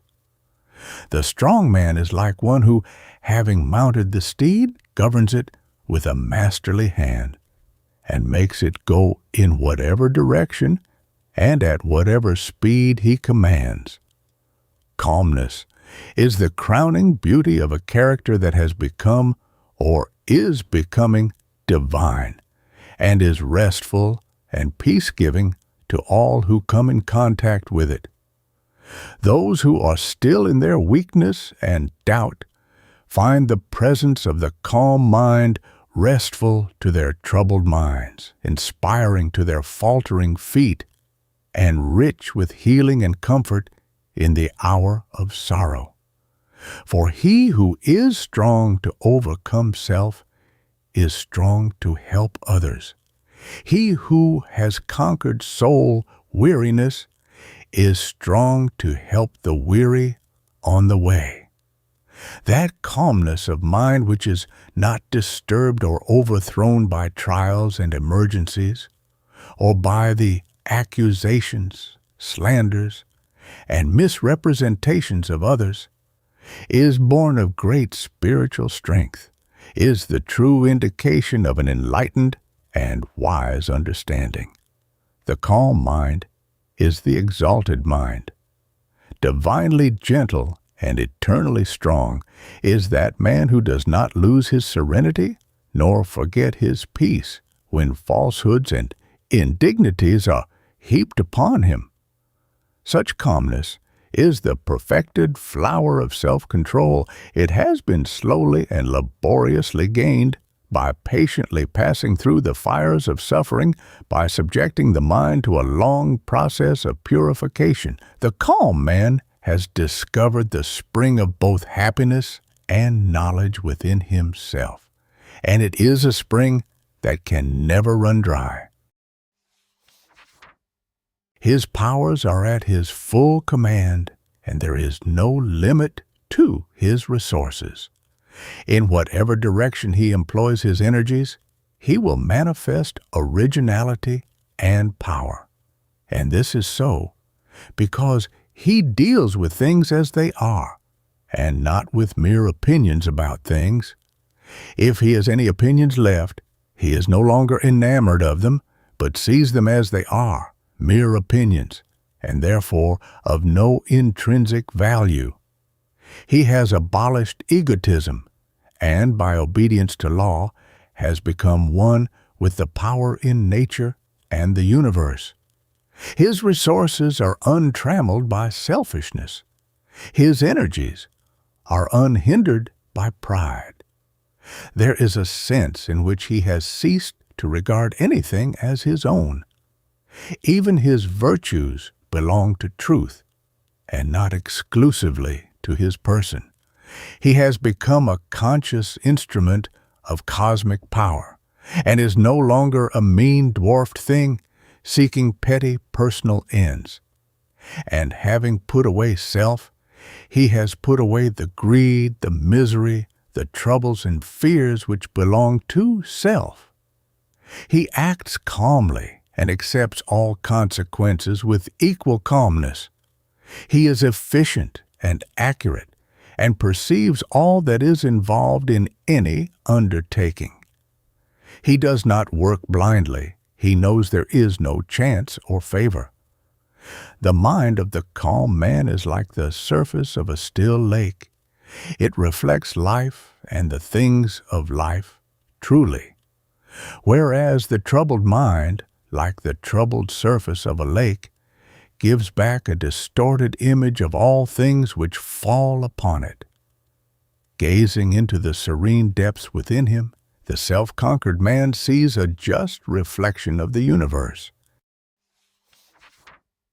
He sees the cosmic perfection, sees the equity in his own lot, even those things which are regarded by the world as unjust and grievous, and which formerly appeared so to him, are now known to be the effects of his own past deeds, and are therefore joyfully accepted as portions of the perfect whole. Thus, his calmness remains with him with its illimitable fund of resource in joy and enlightenment. The calm man succeeds where the disturbed man fails. He is fitted to deal with any external difficulty who has successfully grappled with the most intricate difficulties and problems within his own heart. He who has succeeded in governing the within is best equipped to govern the without. The calm mind perceives a difficulty in all its bearings and understands best how to meet it. The disturbed mind is the lost mind. It has become blind, seeing not whither to go, but only feeling its own unhappiness and fear. The resources of the calm man are superior to all incidents which may befall him. Nothing can alarm him. Nothing can find him unprepared. Nothing can shake his strong and steadfast mind. Wheresoever duty may call him, there will his strength manifest itself. There will his mind, free from the frictions of self, exhibited silent and patient power. Whether he be engaged in things worldly or things spiritual, he will do his work with concentrated vigor and penetrating insight. Calmness means that the mind is harmoniously adjusted, perfectly poised. All its extremes, once so antagonistic and painful, are reconciled, merged into one grand central principle with which the mind has identified itself. It means that the runaway passions are tamed and subjected, the intellect is purified, and the will is merged into the cosmic will. That is, it is no longer centered upon narrow personal ends, but is concerned with the good of all. A man is not wholly victorious until he is perpetually calm. While passing things disturb him, his understanding is unripe. His heart is not altogether pure. A man cannot advance in the triumph of life while he flatters and deceives himself. He must awake and be fully alive to the fact that his sins, sorrows, and troubles are of his own making and belong to his own imperfect condition. He must understand that his miseries have their root in his own sins and not in the sins of others. He must strive after calmness as the covetous man strives after riches, and he must not rest satisfied with any partial attainment. He will thus grow in grace and wisdom, in strength and peace, and calmness will descend upon his spirit as the refreshing dew descends upon the flowers. Where the calm mind is, there is strength and rest, there is love and wisdom. There is one who has fought successfully innumerable battles against self, who, after long toil in secret against his own failings, has triumphed at last. Chapter 8. Insight and Nobility. In the pursuit and practice of virtue, there at last comes a time when a divine insight dawns upon the mind, an insight that searches into the causes and principles of things, and which, once attained, establishes its possessor firmly in virtue, renders him invulnerable to the assaults of temptation, and invincible in his work for the world. When the understanding is ripened by the culture of virtue, vicious inclinations disappear and wrongdoing becomes impossible. When individual human conduct is perceived as an unbroken series of causes and effects, the perceiving mind finally decides for virtue, and the lower selfish elements are cast away forever. Until a man perceives the just law which operates in human life, whatever virtue he may manifest at any given time, he is not firmly established in nobility of character, he is not fully armored with righteousness, is not safely lodged in his final refuge. Not having acquired that perfect insight which knows good and evil, and which perceives the effects of all deeds both good and bad, he breaks down when assailed by temptation at those points in his character which are not well fortified, and which have, so far, dimmed his spiritual sight and barred him from perfect vision. And by thus breaking down, he discovers that within which has hindered him, and by setting to work to remove the hindrance, he ascends still higher in the scale of virtue, and approaches nearer to that perfect insight into the true order of life, which makes a man divine. Under certain circumstances, a man, held in restraint by the influence of friends, by custom and environment, and not by his own inherent purity and strength, will appear to have and may believe himself to possess a virtue of which he knows nothing in reality, and his lack of such virtue only appears when all outward restraints are withdrawn, and under temptation the concealed weakness and vice make themselves manifest. On the other hand, the man of superior virtue will seem, in a familiar environment, to be much the same as his weaker fellows, and his virtue will not be apparent to those about him. But when he is suddenly brought in contact with great temptations or extraordinary events, his latent virtue appears in all its beauty and strength. Insight destroys the dominion of evil and reveals the faultless operation of the good law.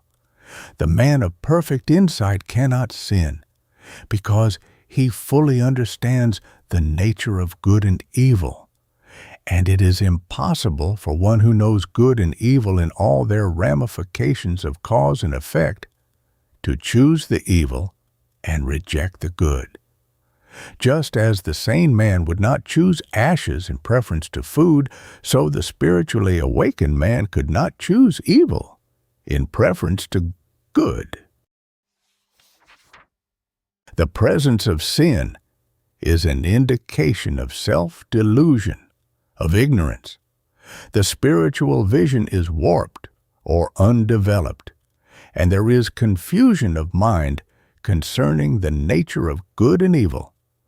In the early stages of virtue, a man arrays himself against the forces of evil, which appear to him to be overpowering in their might, and almost, if not entirely, unconquerable.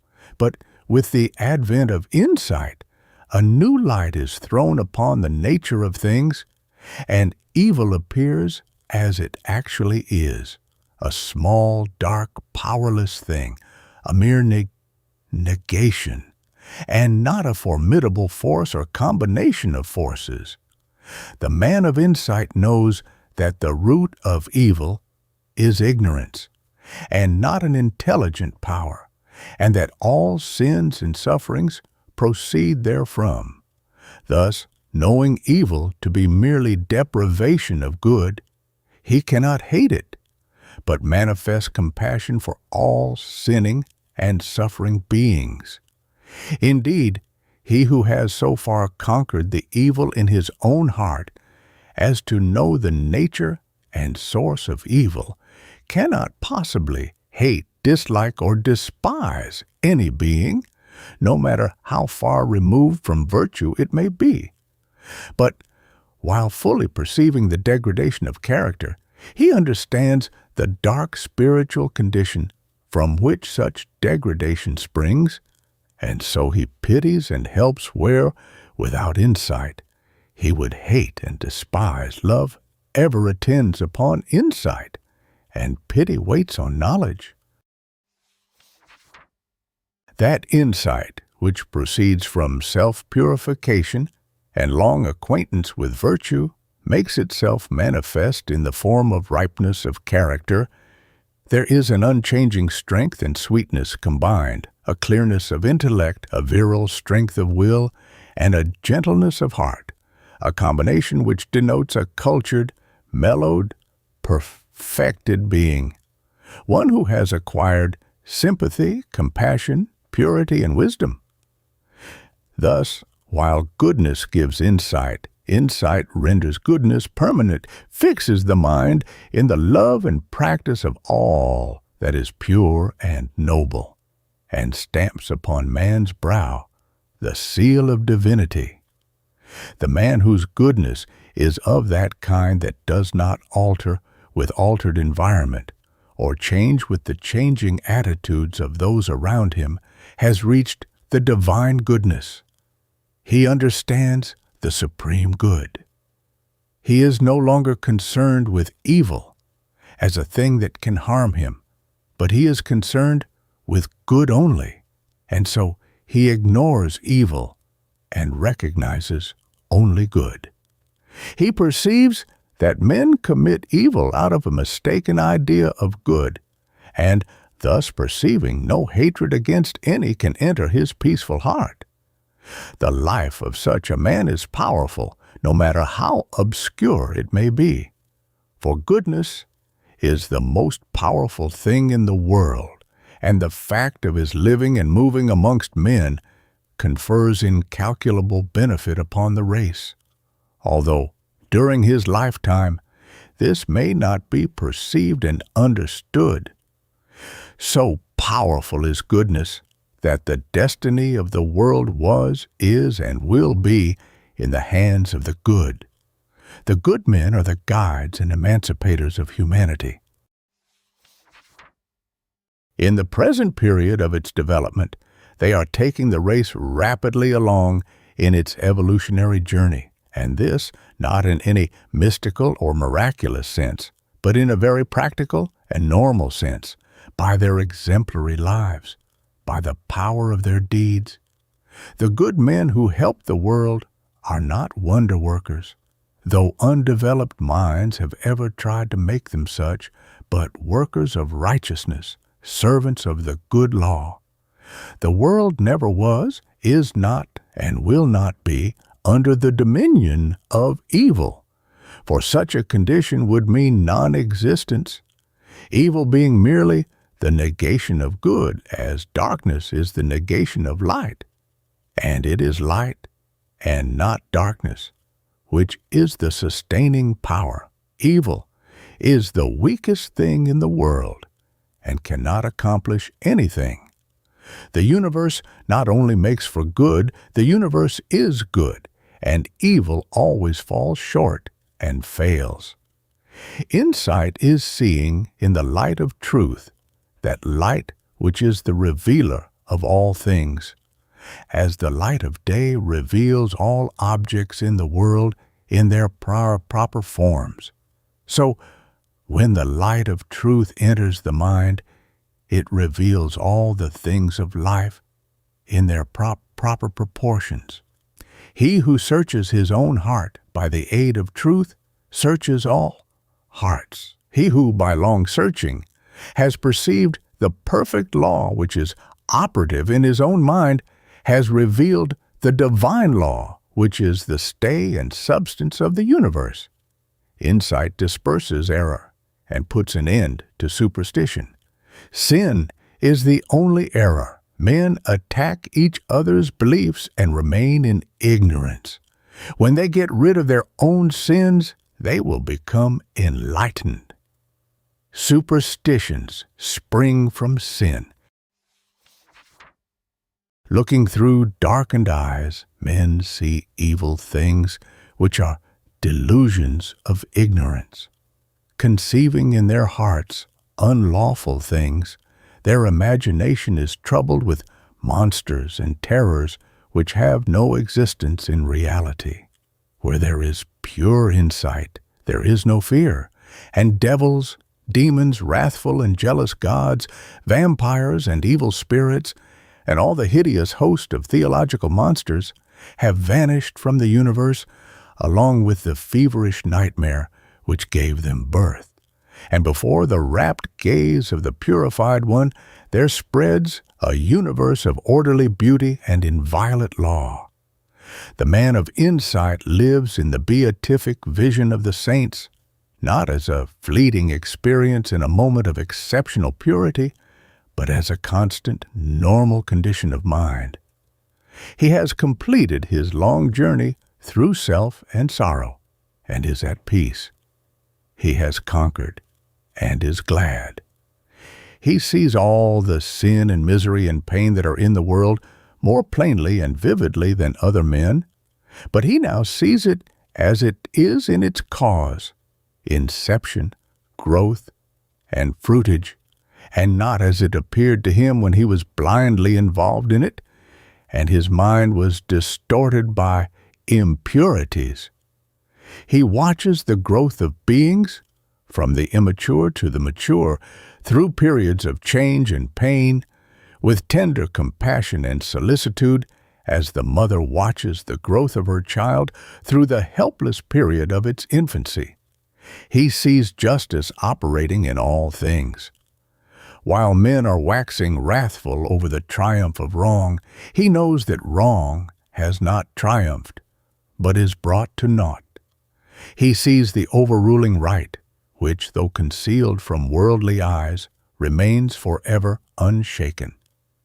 He sees the littleness, the puny weakness, the blind folly of evil as compared with the majesty, the invincible power, and the all-seeing wisdom of good.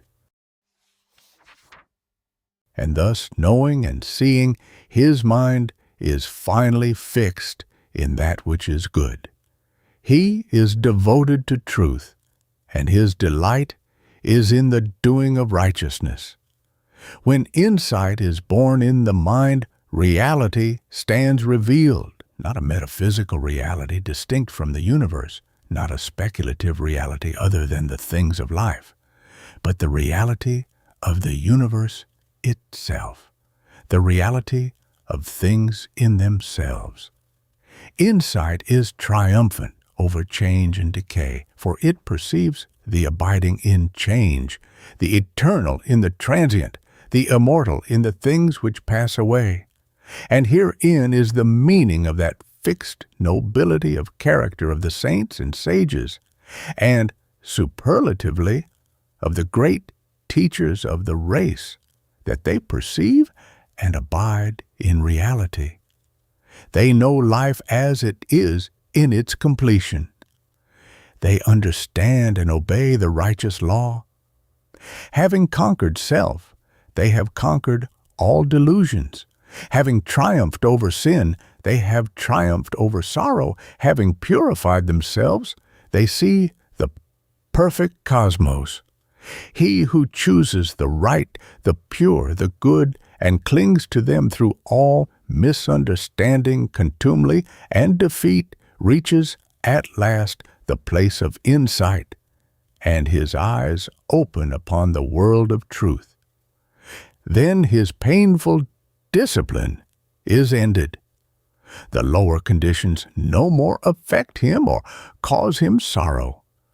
Purity and joy abide with him, and the universe again rejoices in the triumph of good, and hails another conqueror. Chapter 9. Man the Master. By the mastery of self, a distinct form of consciousness is evolved, which I would call divine, as distinguished from that ordinary human consciousness which craves personal advantages and gratifications on the one hand, and is involved in remorse and sorrow on the other.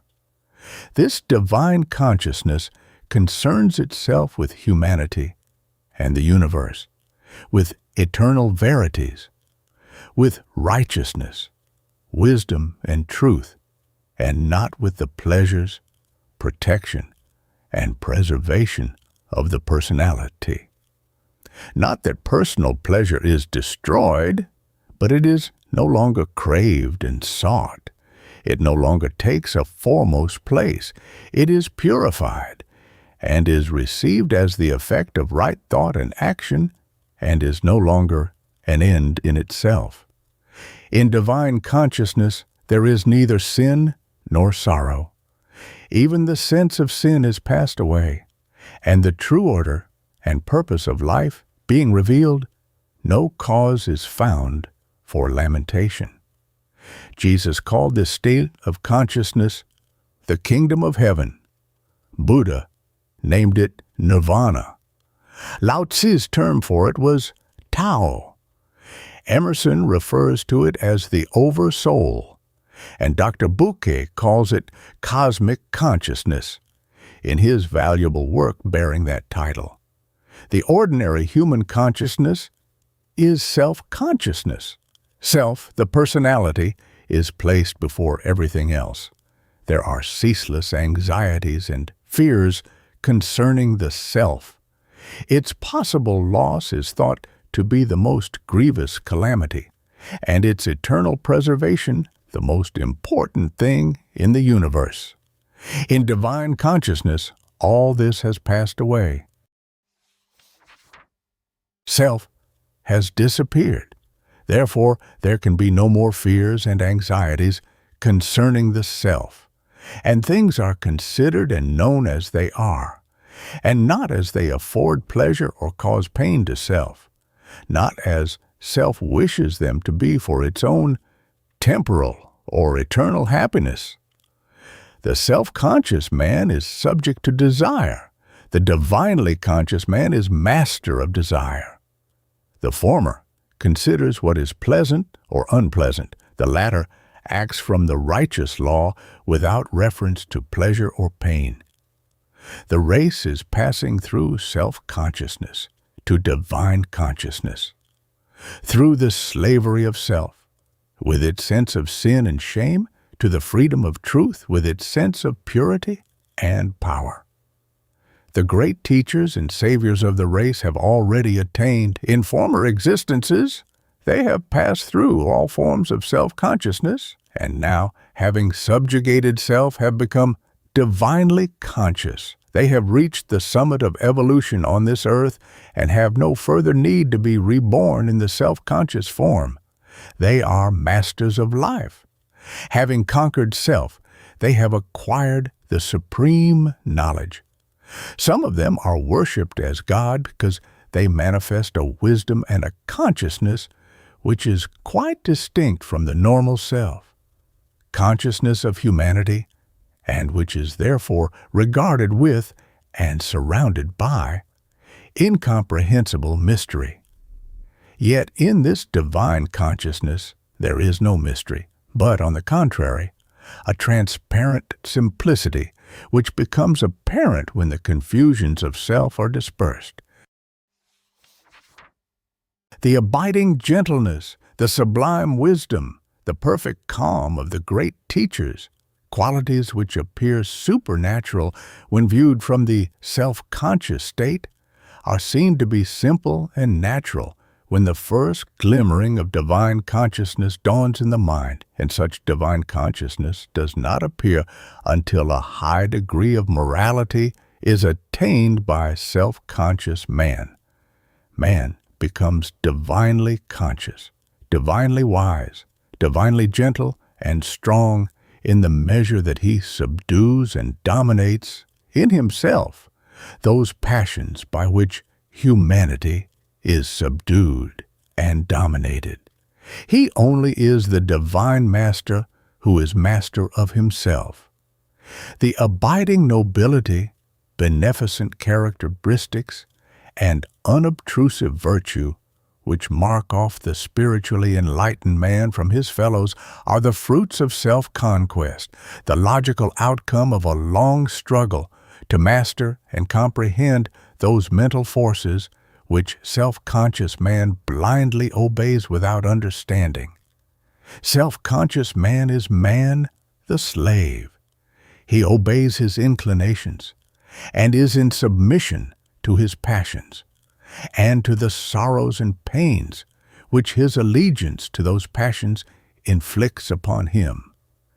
He is conscious of sin and sorrow, but sees no way out of these conditions, and so he invents theologies which he substitutes for effort, and which, while affording him fitful comfort through uncertain hope, leave him the easy victim of sin and the willing subject of sorrow. Divinely conscious man is man, the master. He obeys truth and not self. He curbs and directs his inclinations, is conscious of a growing power over sin and sorrow, and sees that there is a way out of these conditions by the path of self-mastery. He needs no theologies to aid him, but exerts himself in right doing, and is gladdened by a sense of victory and increasing purity and power. When his mastery is complete, he has no inclinations but those which accord with truth. He has then become the conqueror of sin, and is no longer subject to sorrow. Enlightened, wise, and evermore peaceful and happy is he who has subjected, overcome, and cast out the turbulent self that reigned within him. The tempests of sorrow do not chill him. The cares and troubles which beset men pass him by, and no evil thing overtakes him. Secure in divine virtue, no enemy can overthrow him. No foe can do him harm. Benign and peaceful, no person, power, nor place can rob him of repose. Man has no enemy but self, no darkness but ignorance, no suffering but that which springs from the insubordinate elements of his own nature. No man is truly wise who is involved in likes and dislikes, wishes and regrets, desires and disappointments, sins and sorrows. All these conditions belong to the self-conscious state and are indications of folly, weakness, and subjection. He is truly wise who, in the midst of his worldly duties, is always calm, always gentle, always patient, who accepts things as they are, and does not wish and grieve, desire and regret. These things belong to the divinely conscious state, the dominion of truth, and are indications of enlightenment, strength, and mastery. He who does not desire riches or fame or pleasures, who enjoys what he has, yet does not lament when it is taken from him, he is indeed wise. He who desires riches and gaiety and pleasures, who is discontented with what he has, yet laments when it is taken from him, he is indeed foolish. Man is fitted for conquest, but the conquest of territory will not avail. He must resort to the conquest of self. The conquest of territory renders man a temporal ruler, but the conquest of self makes him an eternal conqueror. Man is destined for mastery, not the mastery of his fellow men by force, but the mastery of his own nature by self-control. The mastery of his fellow men by force is the crown of egotism, but the mastery of self by self-control is the crown of humility. He is man, the master who has shaken off the service of self for the service of truth, who has established himself in the eternal verities. He is crowned not only with perfect manhood, but with divine wisdom. He has overcome the disturbances of the mind and the shocks of life. He is superior to all circumstances. He is the calm spectator, but no longer the helpless tool of events. No more a sinning, weeping, repenting mortal. He is a pure, rejoicing, erect immortal. He perceives the course of things with a glad and peaceful heart, a divine conqueror, master of life and death. Chapter 10. Knowledge and Victory. Faith is the beginning of the triumphant life, but knowledge is its consummation. Faith reveals the way, but knowledge is the goal. Faith suffers many afflictions. Knowledge has transcended affliction. Faith endures. Knowledge loves. Faith walks in darkness, but believes. Knowledge acts in light and knows. Faith inspires to effort. Knowledge crowns effort with success. Faith is the substance of things hoped for. Knowledge is the substance of things possessed. Faith is the helpful staff of the pilgrim. Knowledge is the city of refuge at his journey's end. Without faith, there will be no knowledge, but when knowledge is acquired, the work of faith is finished, the life. Triumphant is a life of knowledge, and by knowledge is meant not book learning, but life knowing, not superficial facts committed to memory, but the deep facts and truths of life grasped and comprehended. Apart from this knowledge, there is no victory for man, no rest for his weary feet, no refuge for his aching heart. There is no salvation for the foolish, except by becoming wise. There is no salvation for the sinful, except by becoming pure. There is no liberation for man from the turmoils and troubles of life, but through divine knowledge reached by the pathway of a pure and blameless life. Nowhere is there permanent peace except in an enlightened condition of mind, and a pure life and an enlightened mind are identical. But there is salvation for the foolish, because wisdom can be acquired. There is salvation for the sinful, because purity can be embraced. There is liberation for all men from the troubles and turmoils of life, because whosoever wills to do so, whether rich or poor, learned or unlearned, can enter the lowly way of blamelessness, which leads to perfect knowledge.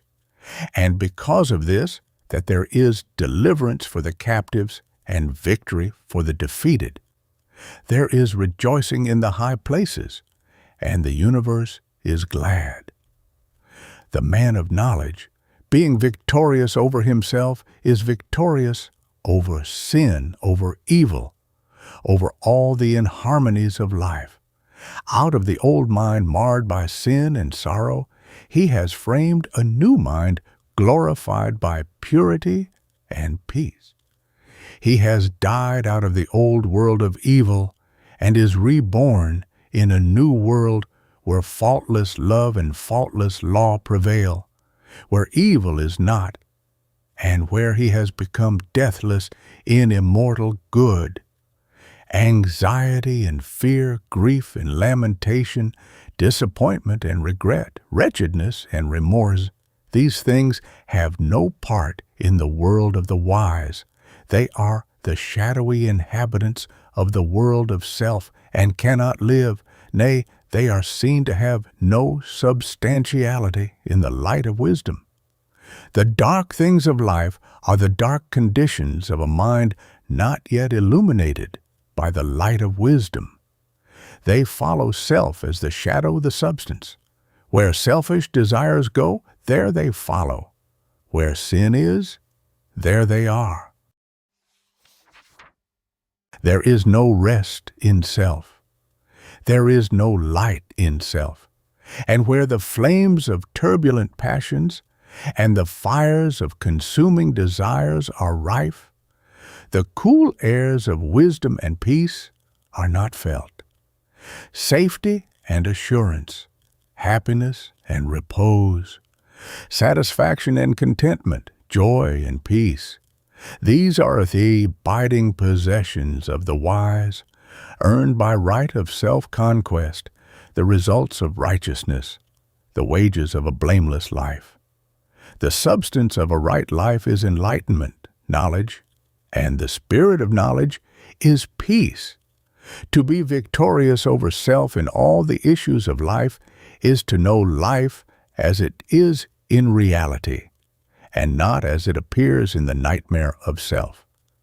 It is to be in peace in all passages, and not to be stricken with trouble and grief in the common happenings of life. As the ripe scholar is no more troubled by incorrect work and lessons imperfectly done, and the painful reproof and punishment formerly inflicted by his teachers are left behind forever. So the perfected scholar in virtue, the wise man, the enlightened doer of righteousness, is no more troubled with wrongdoing and folly, which are merely the imperfectly accomplished lessons of life. And the scourgings of sorrow and remorse have passed away forever. The skilled scholar has no more doubt or fear concerning his ability. He has overcome and dispersed the ignorance of his intellect. He has attained to learning, and he knows that he has attained, and he so knows because, having undergone innumerable intellectual tests in the form of lessons and examinations, he has at last proved his skill by passing successfully through the severest tests of scholarship. And now he no longer fears, but rejoices when severe tests are applied to prove his ability. He is capable, confident, and glad. Even so, the skilled doer of righteousness is no more troubled with doubt and fear concerning his destiny. He has overcome and dispersed the ignorance of his heart. He has attained to wisdom, and he knows that he has attained, and he so knows because where he formerly failed and fell when tested by the wrong conduct of others, he now maintains his patience and calmness under the severest tests of accusation and reproof. Herein is the glory and victory of divine knowledge, that, understanding the nature of deeds both good and bad, the enlightened doer of good deeds no longer suffers through the bad deeds of others. Their actions towards him can never cause him pain and sorrow, nor rob him of his peace. Having taken refuge in good, evil can no more reach or harm him. He returns good for evil, and overcomes the weakness of evil by the power of good. The man who is involved in bad deeds imagines that the bad deeds of others are powerful to do him injury, are filled with grievous harm against him, and he is stung with pain and overwhelmed with sorrow, not for his own bad deeds, for these he does not see, but for the wrong deeds of others. Involved in ignorance, he has no spiritual strength, no refuge, and no abiding peace. The man, victorious over self, is the true seer, not the seer of spirits or supernatural phenomena, for such seeing is narrow and illusory, but the seer of life as it is, both in its particular aspects and in its divine principles. The seer of the spiritual universe, of cosmic law, cosmic love, and cosmic liberty. The man of knowledge and victory, who has shaken off the painful dreams of self, has awakened with a new vision which beholds a new and glorified universe. He is the seer of the eternal, and is blessed with perfect love and endless peace. He is lifted far above all sordid desires, narrow aims, and selfish love and hate. And being so lifted up, he perceives the lawful course of things, and does not grieve when overtaken by the inevitable. He is above the world of sorrow, not because he has become cold and cruel, but because he abides in a love where no thought of self can enter, and where the well-being of others is all in all. He is sorrowless because he is selfless. He is serene because he knows that whatever he receives, it is good, and whatever is taken from him, that also is good. He has transmuted sorrow into love, and is filled with infinite tenderness and abounding compassion. His power is not violent, ambitious, worldly, but pure, peaceful, heavenly, and he is possessed of a hidden strength which knows how to stand and when to bend for the good of others and the world. He is a teacher, though he speak but little. He is a master, yet he has no desire to rule others. He is a conqueror, but makes no attempt to subdue his fellow men. He has become a conscious instrument for the outworking of cosmic law, and is an intelligent, enlightened power directing the evolution of the race. At this, the beginning of a new epoch, let the good news again go forth throughout the world that there is purity for the sinful, comfort for the afflicted, healing for the brokenhearted, and triumph for the defeated in your heart, O man. Stained as it is with sin and torn with conflicting desires, there is a place of power, a citadel of strength. You are the dwelling place of the supreme good, and the scepter of victory awaits you. Deep in your consciousness is the high seat of empire. Arise, O stricken one, ascend your kingly throne,